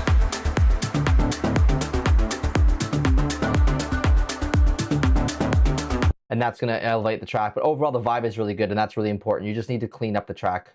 We already listened to this one. Apologies for that. Hypnotic Melody. But overall, well done, Madman. Sorry, I'm going to close my door.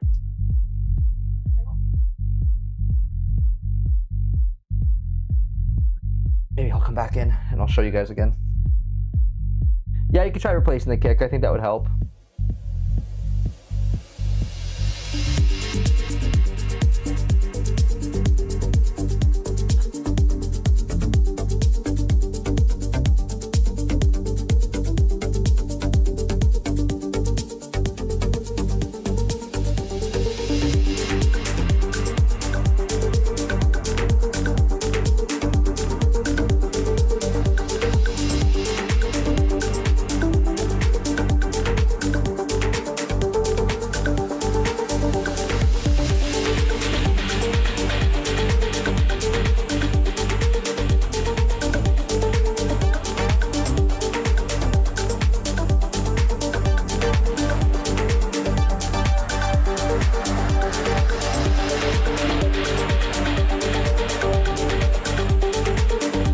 Is very loud, definitely too compressed.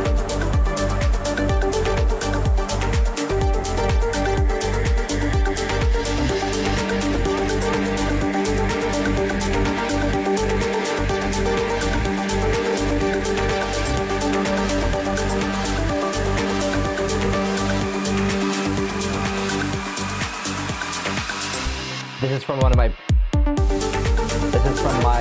May 28 video, I think.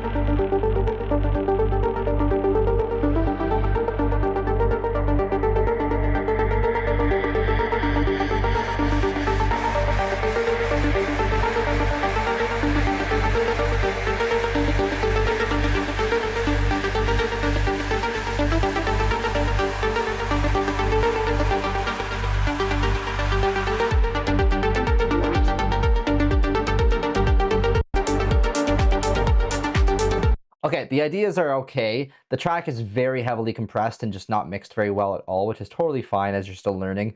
But the kick isn't... It's hard to hear.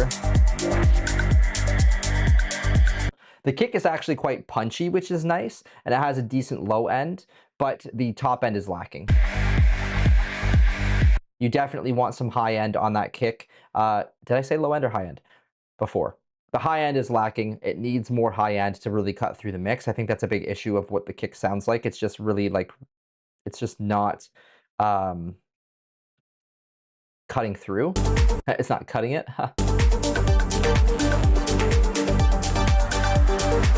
Clap could definitely be louder. The high end actually isn't bad. The drums sound good.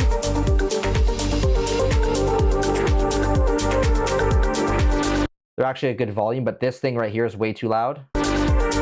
Where?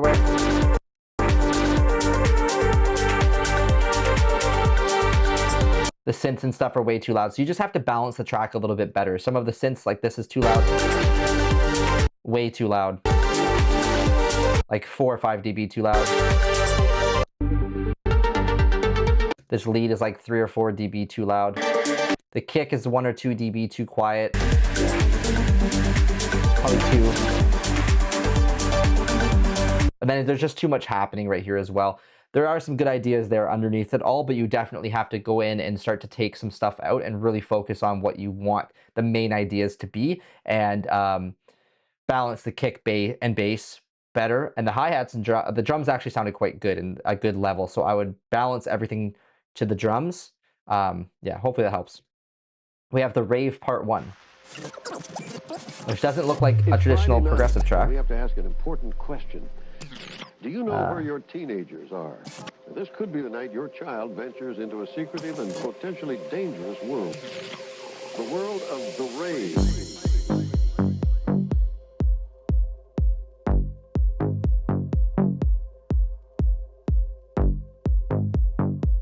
That's okay, Mr. Nobody. They don't have to be finished tracks at all. This is what we're here for. It just usually benefits people more if the track's already finished, because like they're done with it, and so then my insight will help them get to the next step. But it's totally fine to send it when it's not finished.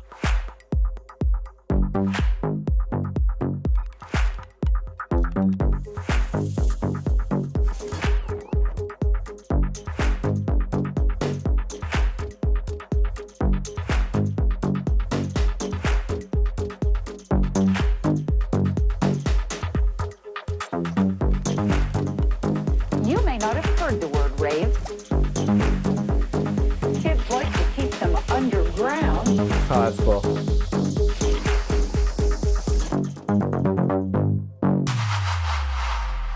Well, until now, few adults have seen what goes on at a rave, and the reasons will become apparent. Behind closed doors, there are no rules, no curfew. But there is the opportunity for serious trouble.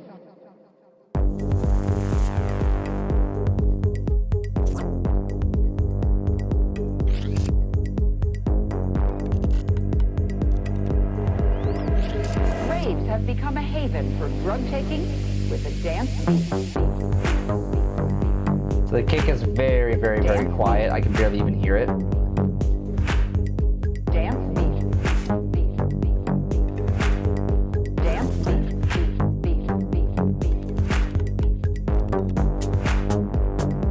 It's really like going to the end of the world.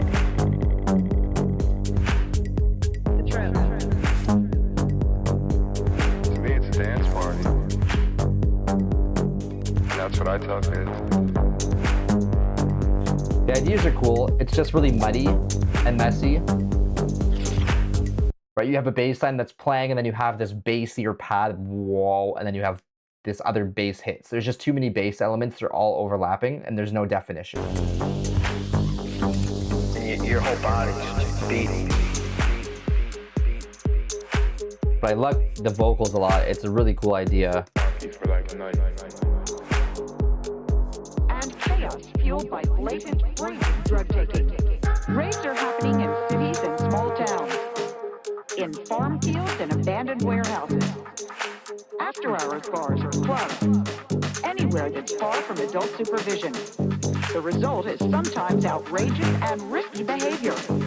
Millions of youngsters as young as age 10 flock to secret locations to party and dance through the night.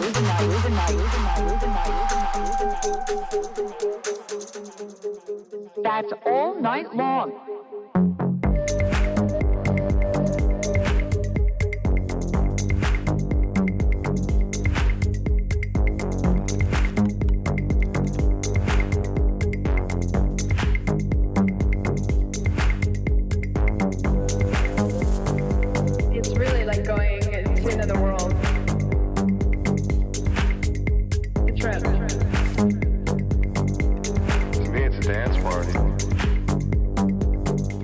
that's what I tell kids.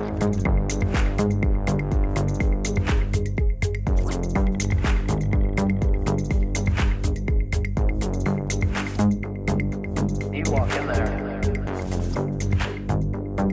and your whole body's just beating.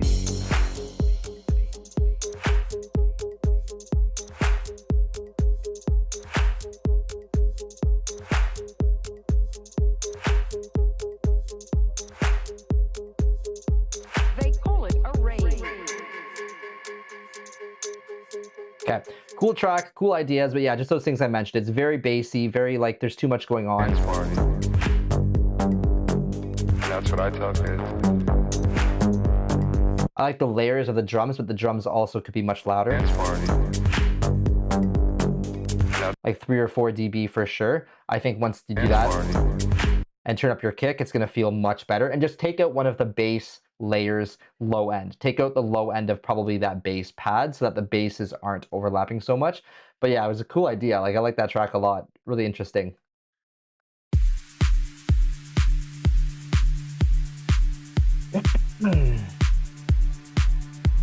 Was it Barbara Walters? That's funny. Yeah, with the right arrangement, it would be a cooler track.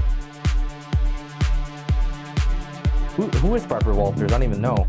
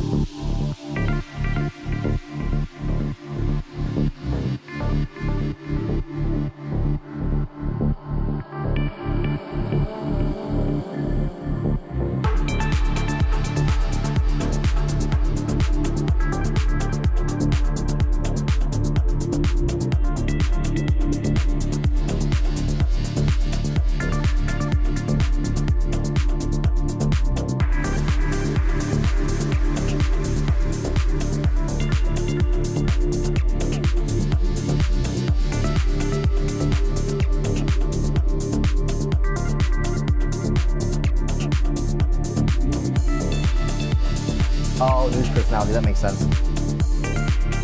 Okay, the vibe on this is pretty cool.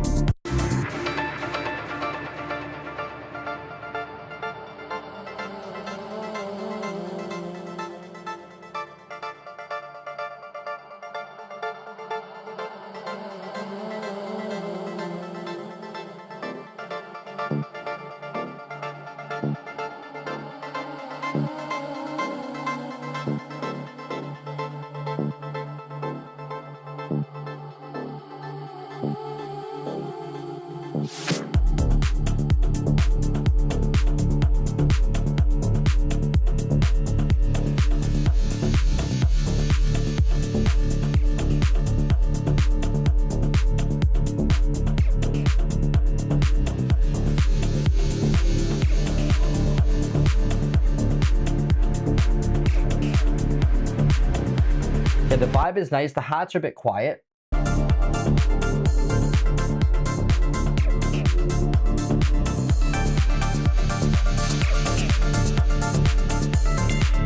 The track lacks a lot of dynamics. It needs a bit of a cleaner mix. The kick is decent, but it lacks high end. Just a little bit. It's a pretty nice kick, but it needs to be a little bit louder and a little bit more top end.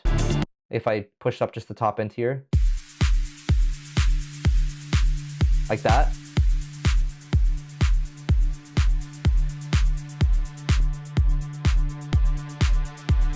Right, the shakers need to be a bit louder as well.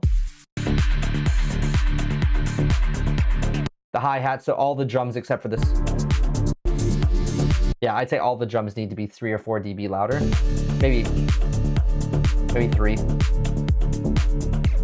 Sorry, the shakers and the hat. The clap actually maybe only 1.5 to 2.5 dB louder. Maybe 3. The bass is a little bit messy. It's hard to really like hear the definition of it.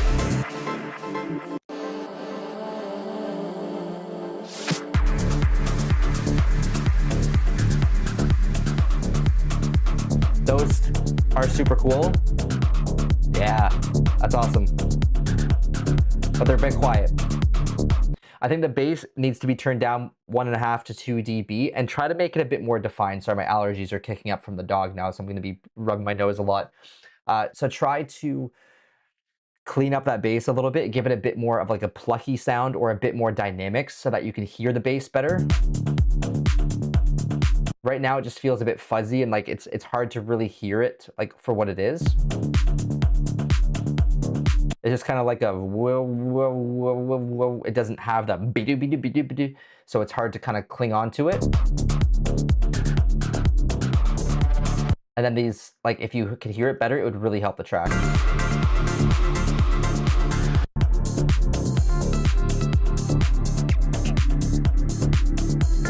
Maybe try pushing up. Remove a little bit of this area from the bass and add a little bit of this. That will also help. That percussion's super nice too.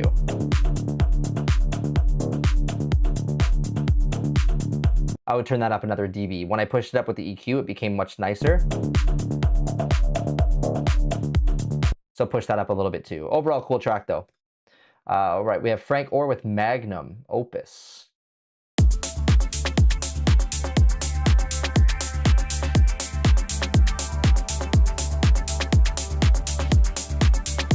Thanks, Papa Kuma.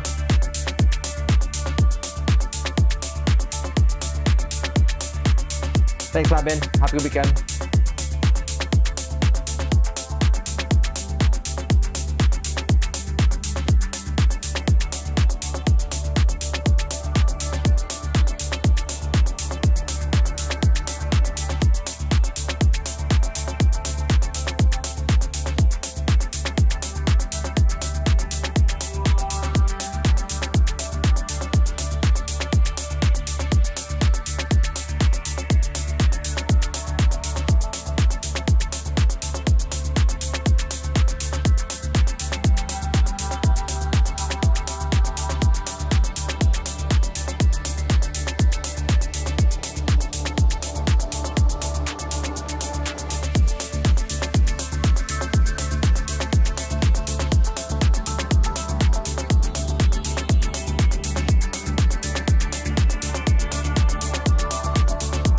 Nice vibe on this too.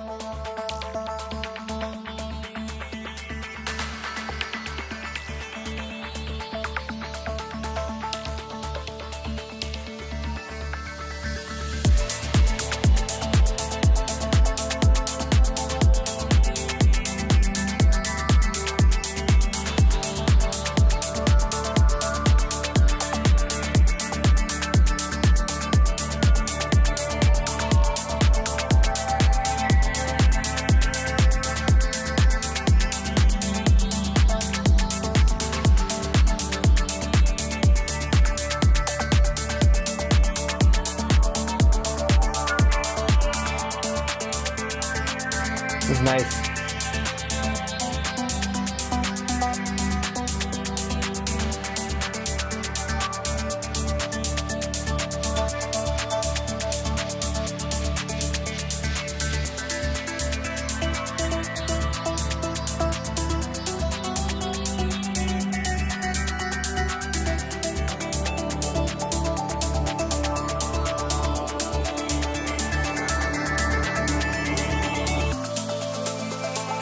Really nice vibe. Some of the sounds are a little bit out of place in volume.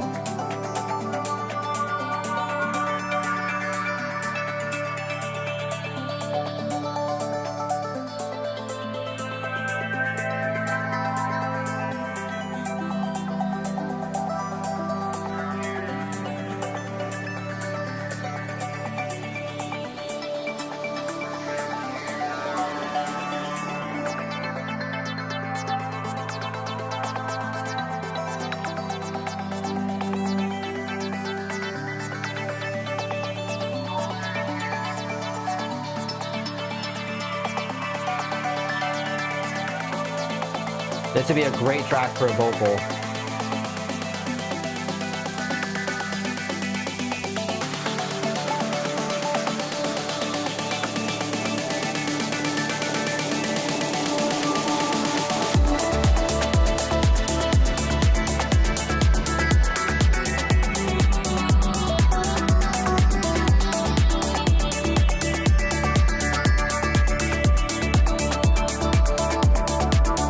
Okay, so the track overall is pretty nice. The kick, it's a bit quiet. It's pretty punchy, but it's a bit flat. Well, no, it's pretty punchy actually, sorry.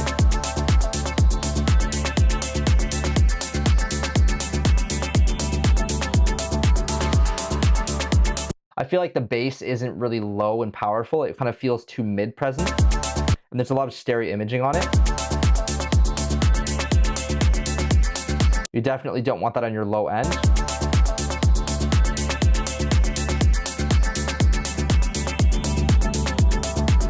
I think you could push your low end up of your bass by like 1.5 to 2 dB. Try to make it feel a bit more deep, because right now it's very like do do do do do. It's very high in this frequency.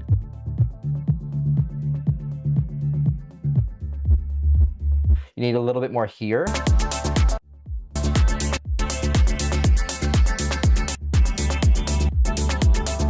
Like maybe 3.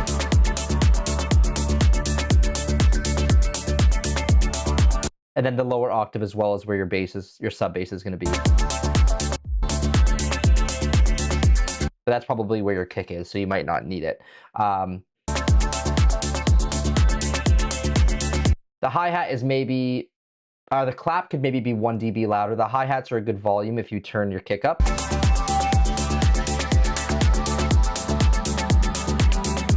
The leads are a tiny bit loud. So all the synths bring down 1 or 2 dB, I think.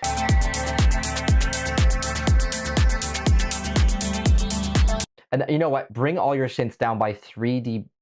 Bring all your synths down by 3 or 4. Bring your kick down by 1, your hi-hats down by 2. And then push up the bass signal and make your bass feel a bit fuller and warmer in the low end, and I think that's really good. This part gets really messy and busy. I would try to reduce or remove one of the elements here so that it's not so messy. I think you could also shorten the track a little bit.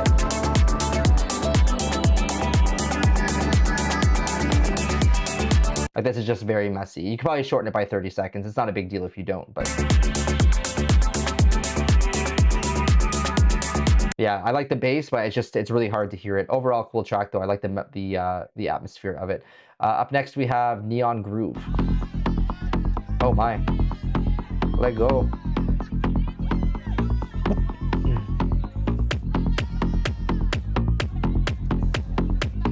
Thanks to Mr. Nobody.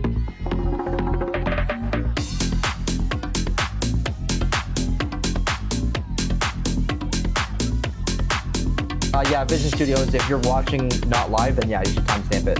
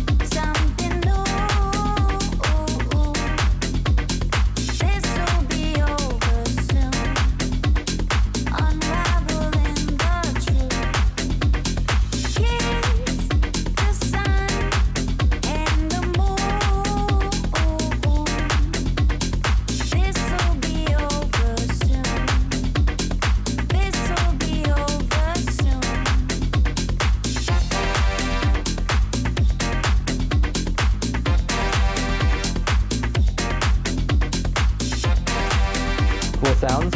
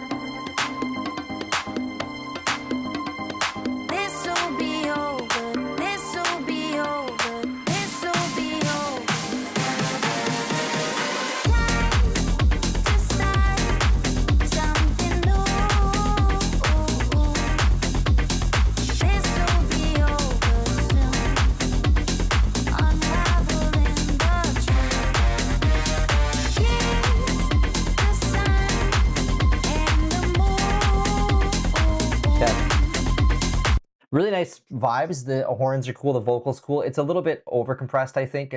The kick needs to be a little bit louder. Clap maybe a dB down. It's a pretty good volume. It's very present, but the hi-hats need to be pushed up a little bit in presence.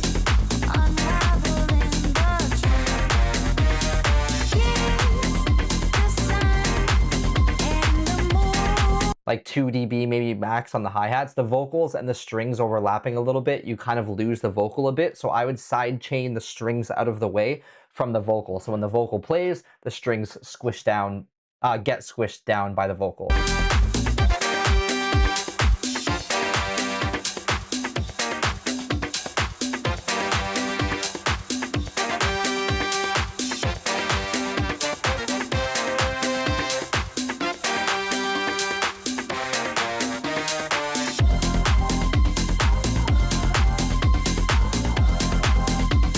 Bass is really good on that one. I'm just gonna play out this this track right here, and I'm just gonna run to the bathroom real quick. Hope you guys don't mind. I'll be right back.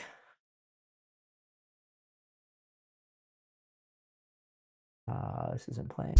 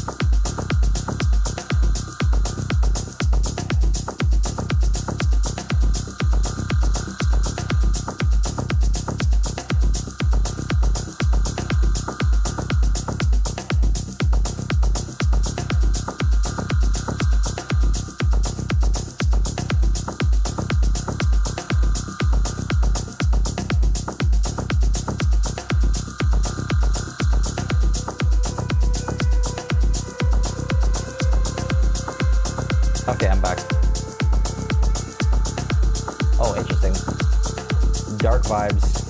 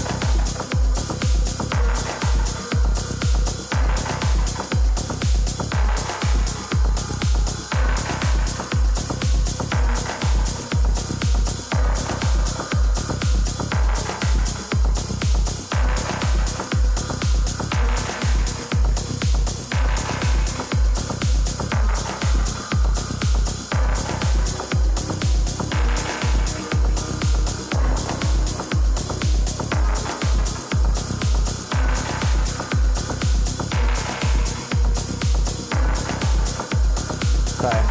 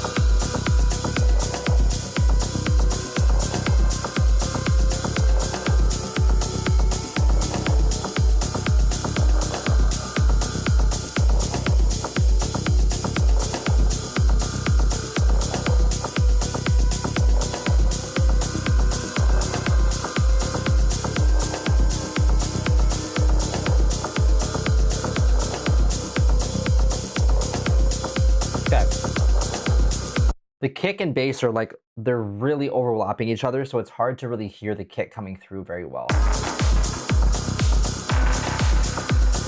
The track is really repetitive. It's not like super interesting. It's very dark and gritty and cool, but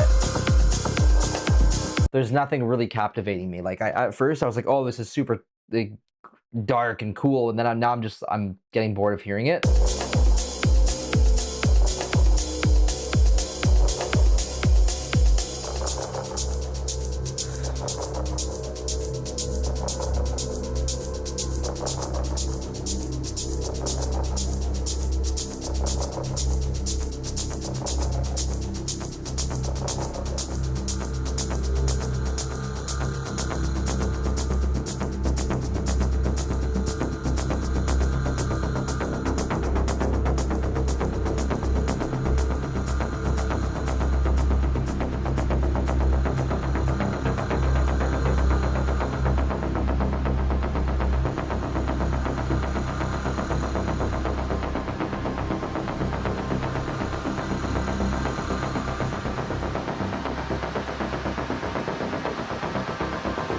That's pretty cool.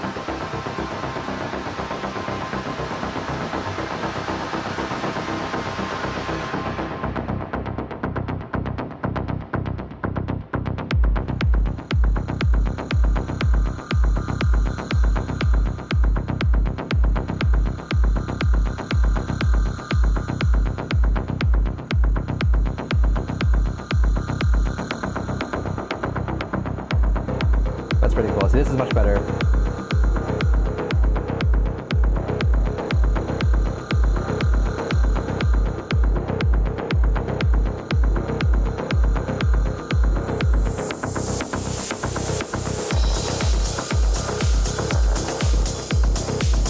This is much better. It's much more interesting.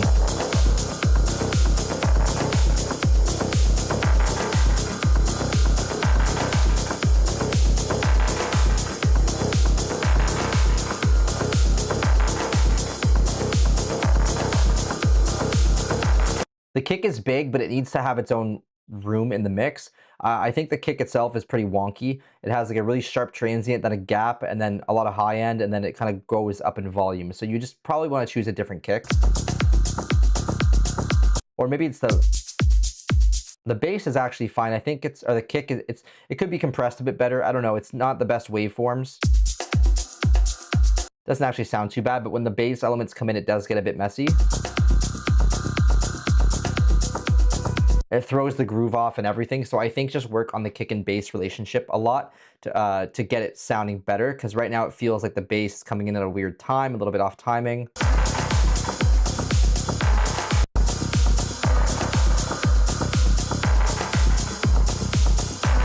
And the percussion as well is really low, and the low percussion is interfering with the bass elements also. So I think that's also making it a little bit muddy and distorted. And try to make this part a bit more interesting, or make the track like at least a minute shorter, taking a spot out of here. It's too repetitive here. This drop is cool. I like the ending a lot more than I like the first half. Like, that's so cool. It sounds better here too. The hats are very compressed and like they lack dynamics. They're not punchy. They're just basically sharp noise. And it kind of sounds cool in the track, but I think it also is taking away a bit of the quality of the punchiness that you might want. So I know it's like hard sounding, it's like techno, it's very compressed, but I think you want a little bit more dynamics in that track. You could also try increasing the pitch of the whole track by like 1 semitone. That also might help clean it up because it is really low. But overall, it's a cool idea. It just needs to be fine-tuned. Speaking of fine-tuning, if anybody wants me to fine-tune their track, I do offer track fine-tuning, which basically means you send me your finished track and I will spend 2 to 2.5 hours in a one-on-one call with you, and I'll do my best to make that track sound as good as possible in that time, swapping samples, rearranging it, generating new ideas, mixing, mastering, whatever you want, whatever I think it needs to sound better. And you can find that on my Patreon, or you can find that on my website. Or, yeah, on my Coaching and Mentorship page.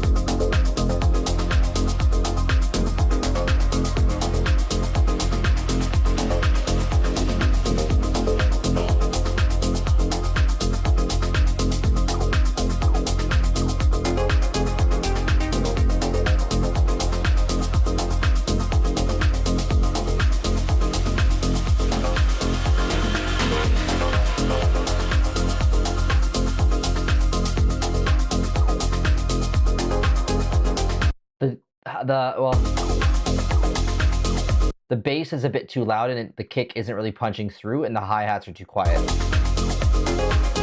You can even see how loud the kick and bass are. Like the bass is here, the sub and the bass are here, and the kick is just like 2 dB louder at most. You want that kick to be soaring at least a few dB, 3 to 5 dB louder than the kick, louder than the bass, especially the sub. It shouldn't be the same volume, otherwise you're not going to hear your kick very well.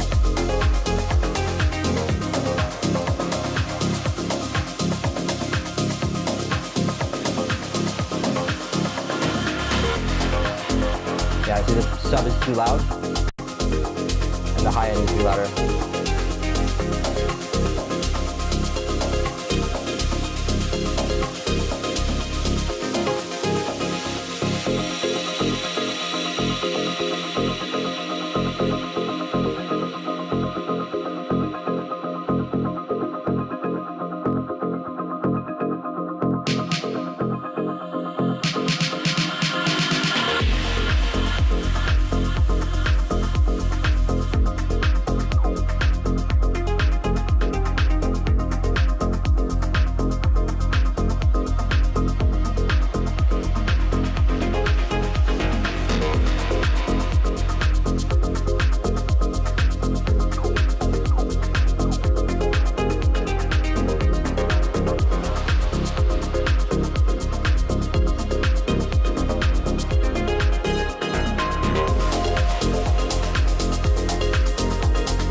I like the samples you're choosing, but I just think that the kick needs more high end. It needs more energy to come through. So you need more volume, a little bit more high end on it. Just volume, actually. More volume, 2 or 3 dB for sure. Maybe more, 3 or 4 dB. Yeah.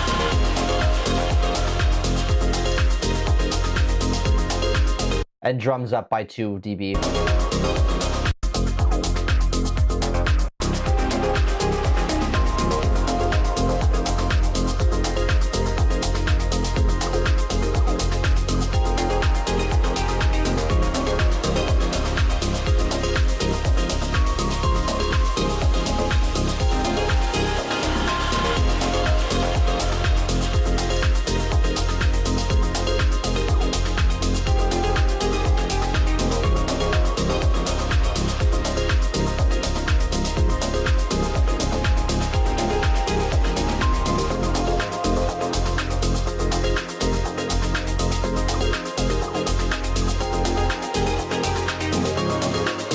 Yeah, that's mostly it. That'll clean up the mix quite a bit, and I think it'll sound much better.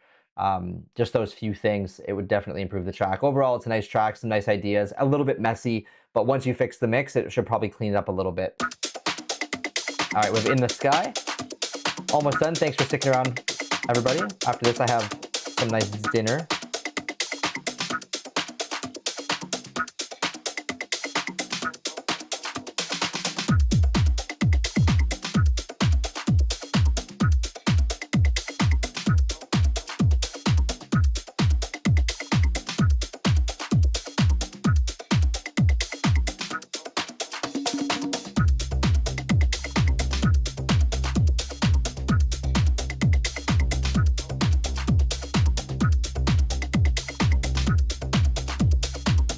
The kick is a bit boxy. High end is a bit muddy. Needs a bit more clarity in those drums. It's rolled off like really, look how much it's rolled off. It's rolled off all the way at 10K. So I'm assuming that was an accident because there's nothing above 12K.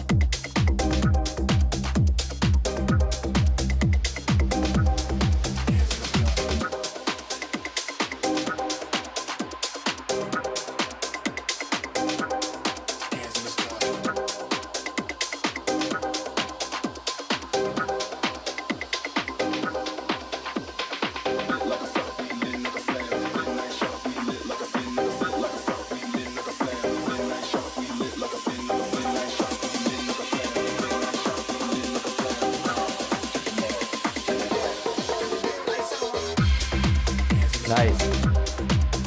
The arrangement's good.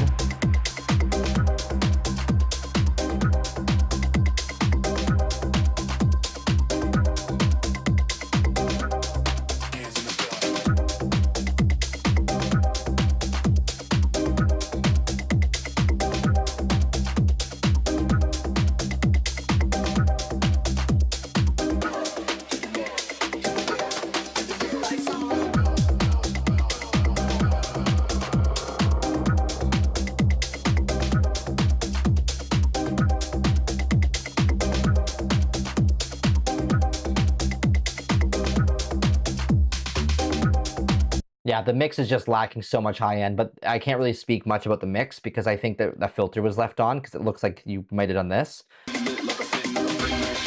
Right, there's like no difference there.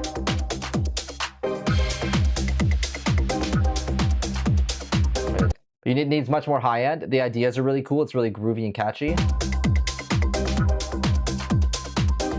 The kick is a bit boxy. I would try to clean up that kick a little bit with some EQ, maybe around here.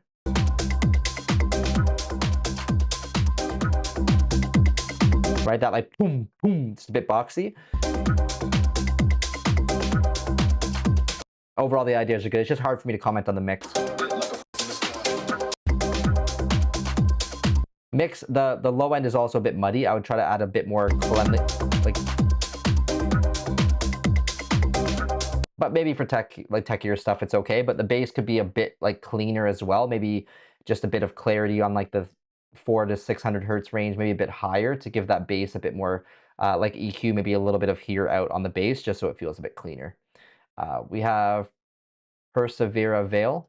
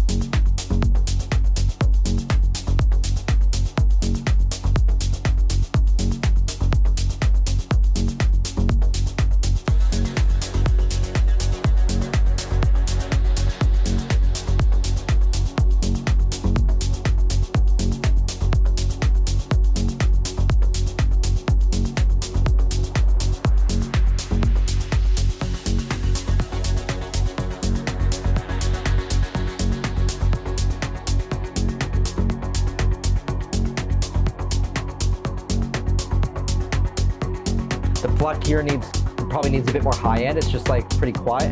Boom, boom, boom, boom, boom, boom. It just lacks a bit of clarity.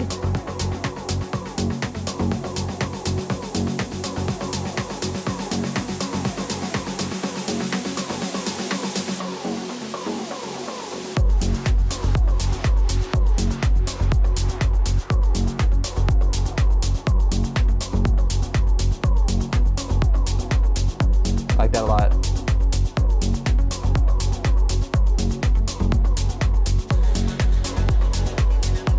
So the high end is nice.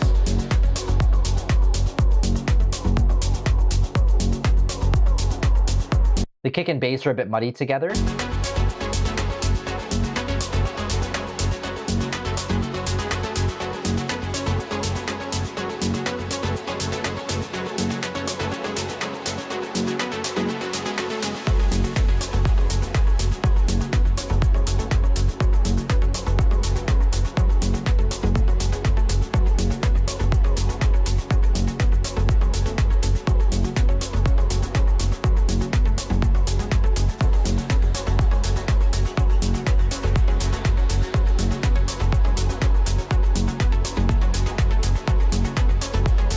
Yeah, so the bass is just a little bit too loud here. I find that it's like overwhelming the kick. Hats sound pretty good.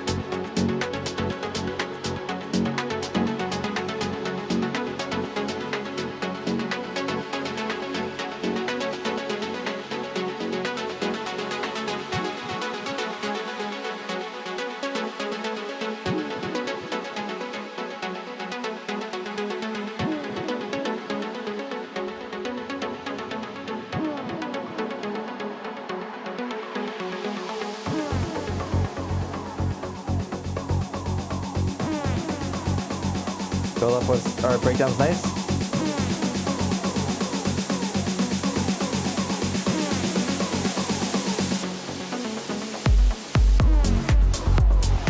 The drop could have had more of an impact there. It was a bit weak.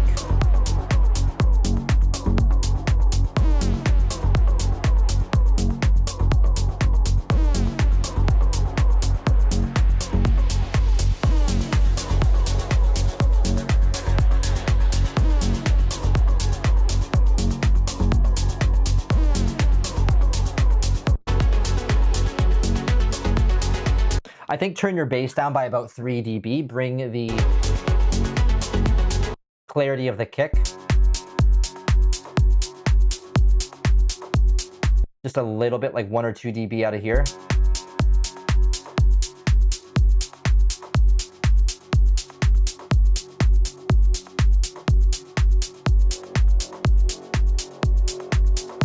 Maybe just like, yeah, 1.5 dB out of there. And that's really it. The rest of the track's nice. And oh, and the pluck, bring up the cutoff a little bit earlier in the track.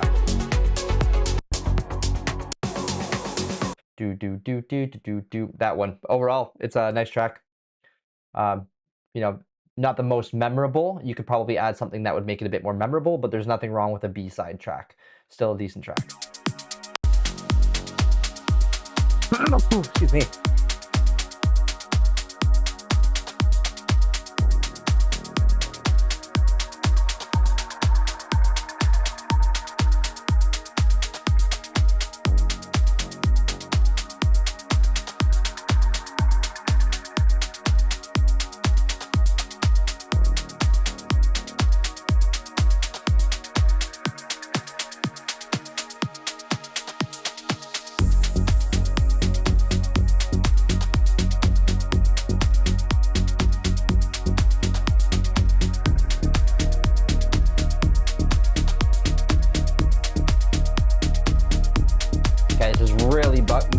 Muddy, too much bass.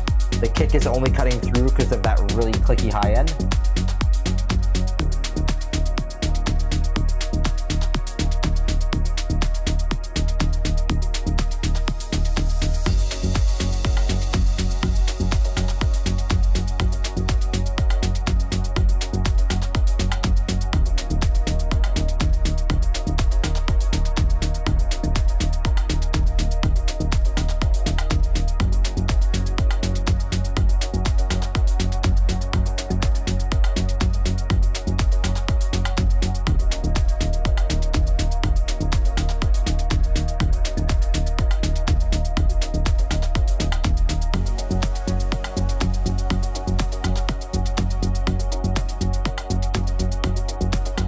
So it's quite muddy. The shakers are nice. Percussion's nice.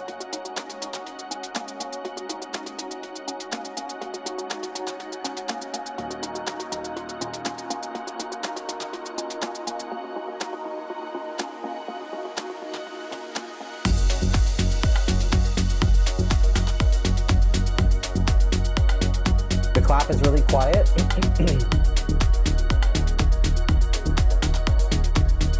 I can barely hear it, to be honest.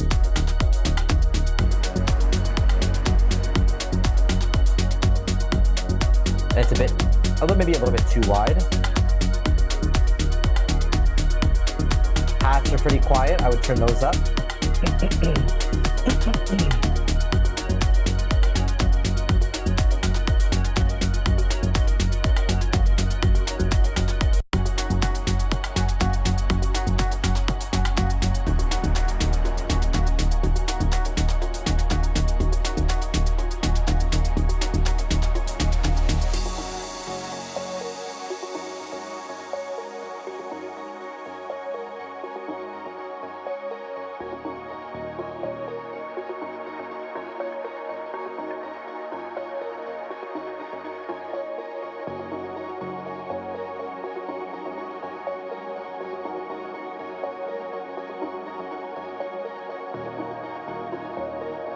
Really liking that transition into the melodies here.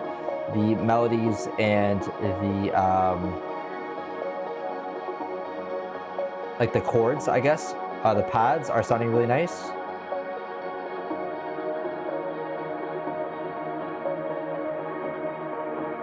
Really nice contrast between the two.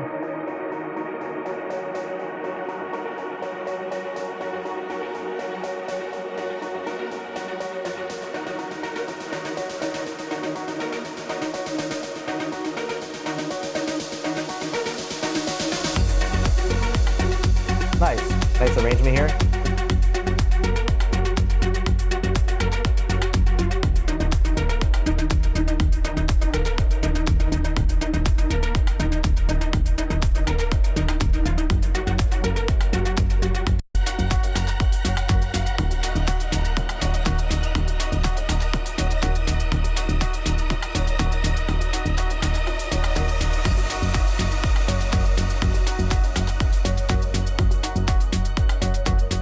Okay, so yeah.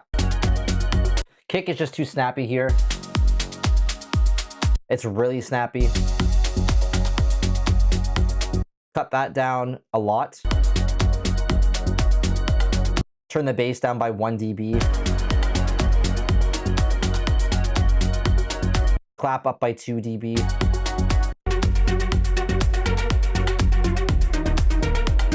Yeah, bass down by, I think, 2 dB for sure. It's just a bit too powerful. The sub bass is maybe a bit too loud, so maybe turn that down by another dB or 2 and let the other bass, the higher bass, like the higher frequency bass, up a little bit. Like this bass you can keep up, but the other one keep down. It's just too subby. All right, last track. Let's take a listen. Arito Montana. Turn it up a little bit.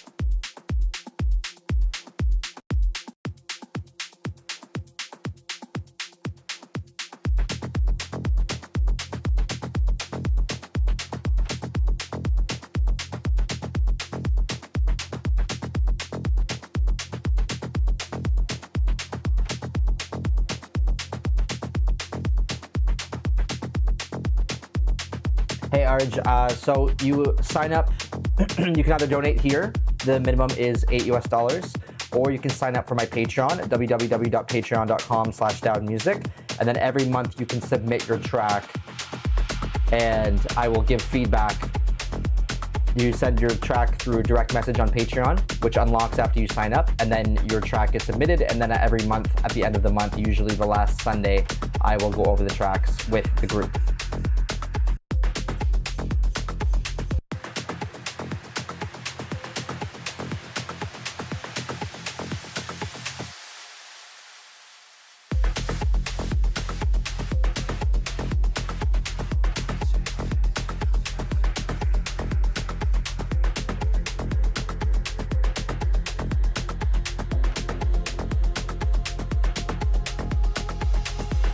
The low end's pretty muddy.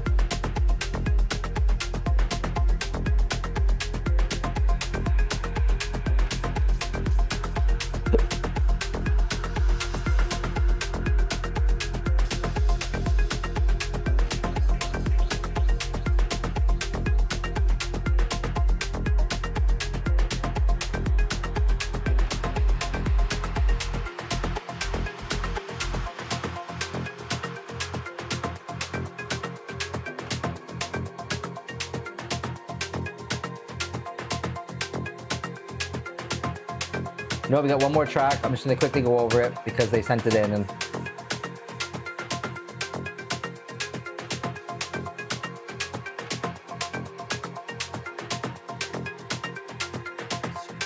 so I think the drums could be filtered a little bit here. They're a bit distracting compared to the lead.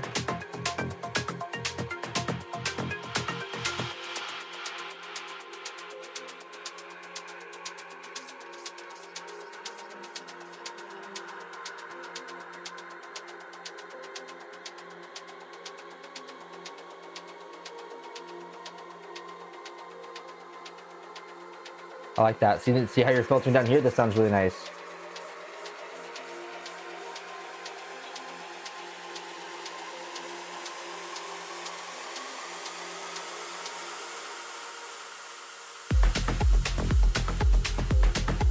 Nice. Okay, drop's nice. I love that percussion on the clap. Like on the downbeat there.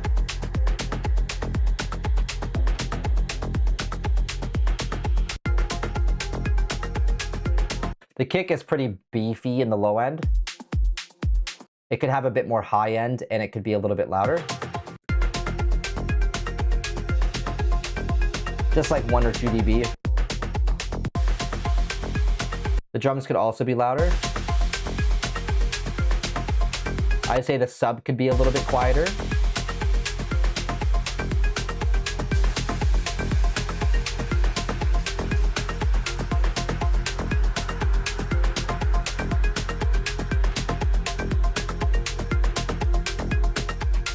And you could probably push up this area a tiny bit on the bass, like 1 or 2 dB.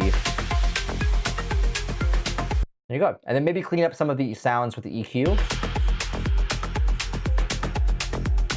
Like the hi-hats, you could probably reduce a tiny bit of this area.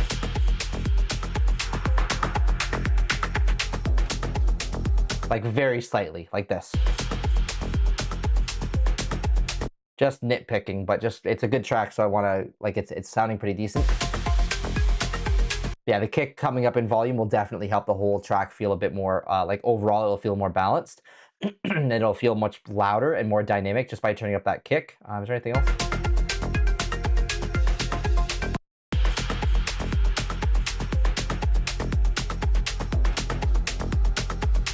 No, and then push the high end up maybe 1 or 2 dB max. We'll track. All right, last track now. We have A and B.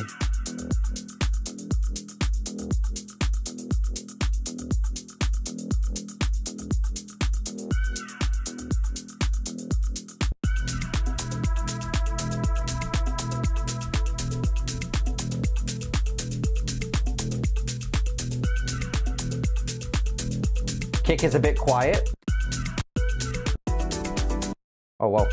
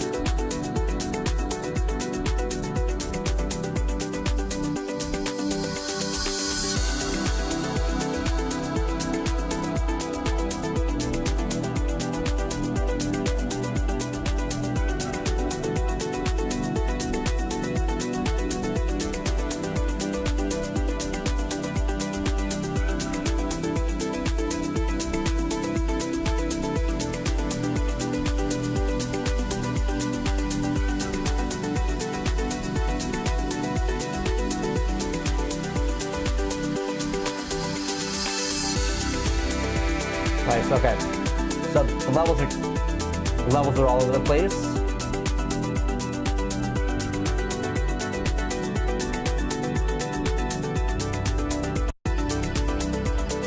Everything is really wide and all the melodies are quite loud, and it's really hard to kind of pick up on one thing. I would say turn up the kick and bass.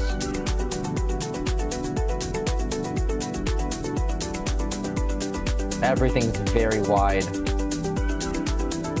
Even your bass, you can reduce.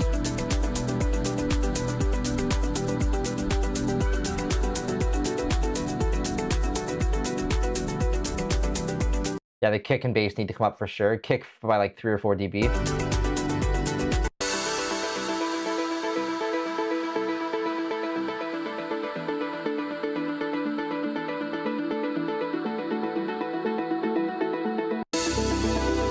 Oh, nice.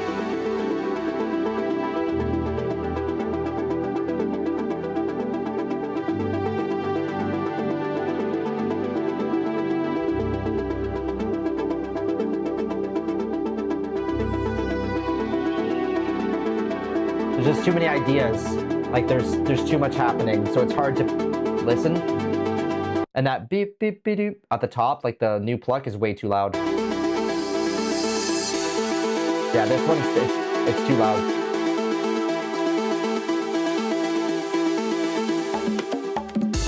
I like that though. That was cool.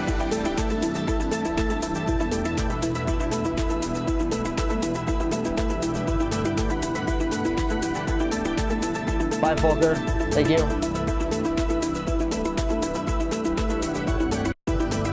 The ideas are nice. There's just too many of them, and they're not well defined. They're not like, they're not consistent enough. Arj, I have to go.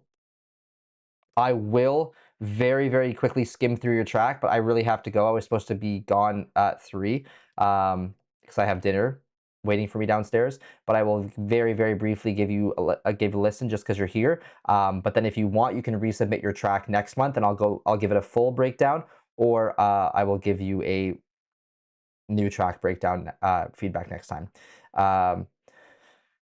So apologies for that, but yeah, it's just a little bit too late. Yeah, so for this one, just take one of the ideas that you have and really try to fine tune it. It's just too much. Right, there's just so many it's like trying to listen to 3 people talk at you at the same time. They're all in your face talking to you, and you're trying to listen to all 3 of them. It's just impossible. So I think dial at least 2 of the sounds back and let one of those sounds really shine, and that will really help the track. Kick and bass up for sure. Drums sound really nice. I would keep those the same volume and the way that they are. They sound quite nice, so keep those for sure. But everything else needs to be cleaned up quite a bit. Kick and bass up, especially the kick drum. But you do have some nice ideas, and I really like the breakdown, so focus on making all that sound better, and you have a decent track. Okay, Arj, really quickly, before my wife comes up here and gives me the business.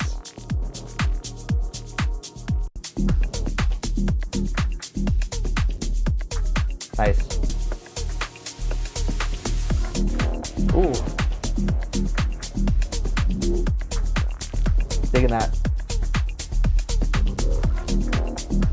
Okay, loving that bass line, super cool.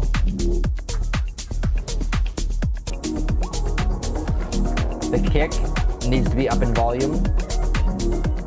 The track is very muddy.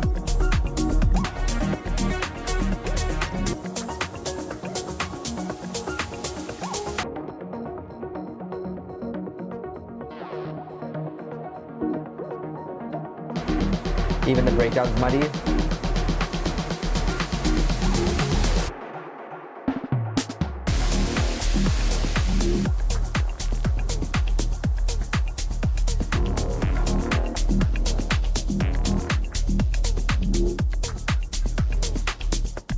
Needs a tiny bit more sharp high end, a tiny bit around like 4 or 5K, and then your kick needs to be louder and a little bit of less mud down here.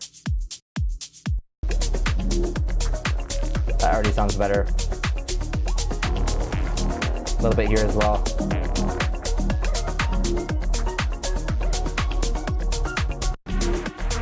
It's mostly that your kick It's mostly that your kick is quiet and that the sounds that you have don't have a lot of clarity. So like your kick and bass don't have a lot of, like especially your bass.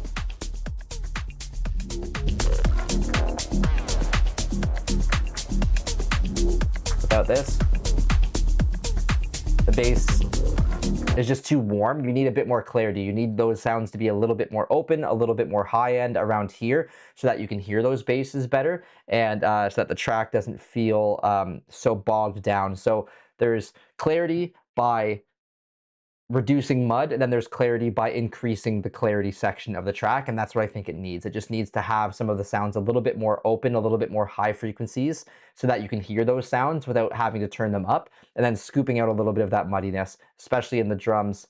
You could bring those up in a little bit of sharpness, not so much in volume. I think the volume's okay. Maybe like 1 dB in the volume, but mostly, actually the volume's fine on the drums. And bringing your kick up by 2 dB will also make it feel a bit more clean because you have that reference point. Apologies that I couldn't give like a full listen, but I do really have to jump off. This is actually a 3-hour stream today by mistake because I signed in a little bit early. But anyways, thank you so much everybody for tuning in. Thank you patrons for the support. If you want feedback on one of your next tracks next month, you can sign up for my Patreon at patreon.com/DowdenMusic. You can also get music production courses from me, productionacademy.dowdenmusic.com. You can get one-on-one coaching and mentorship with me at dowdenmusic.com.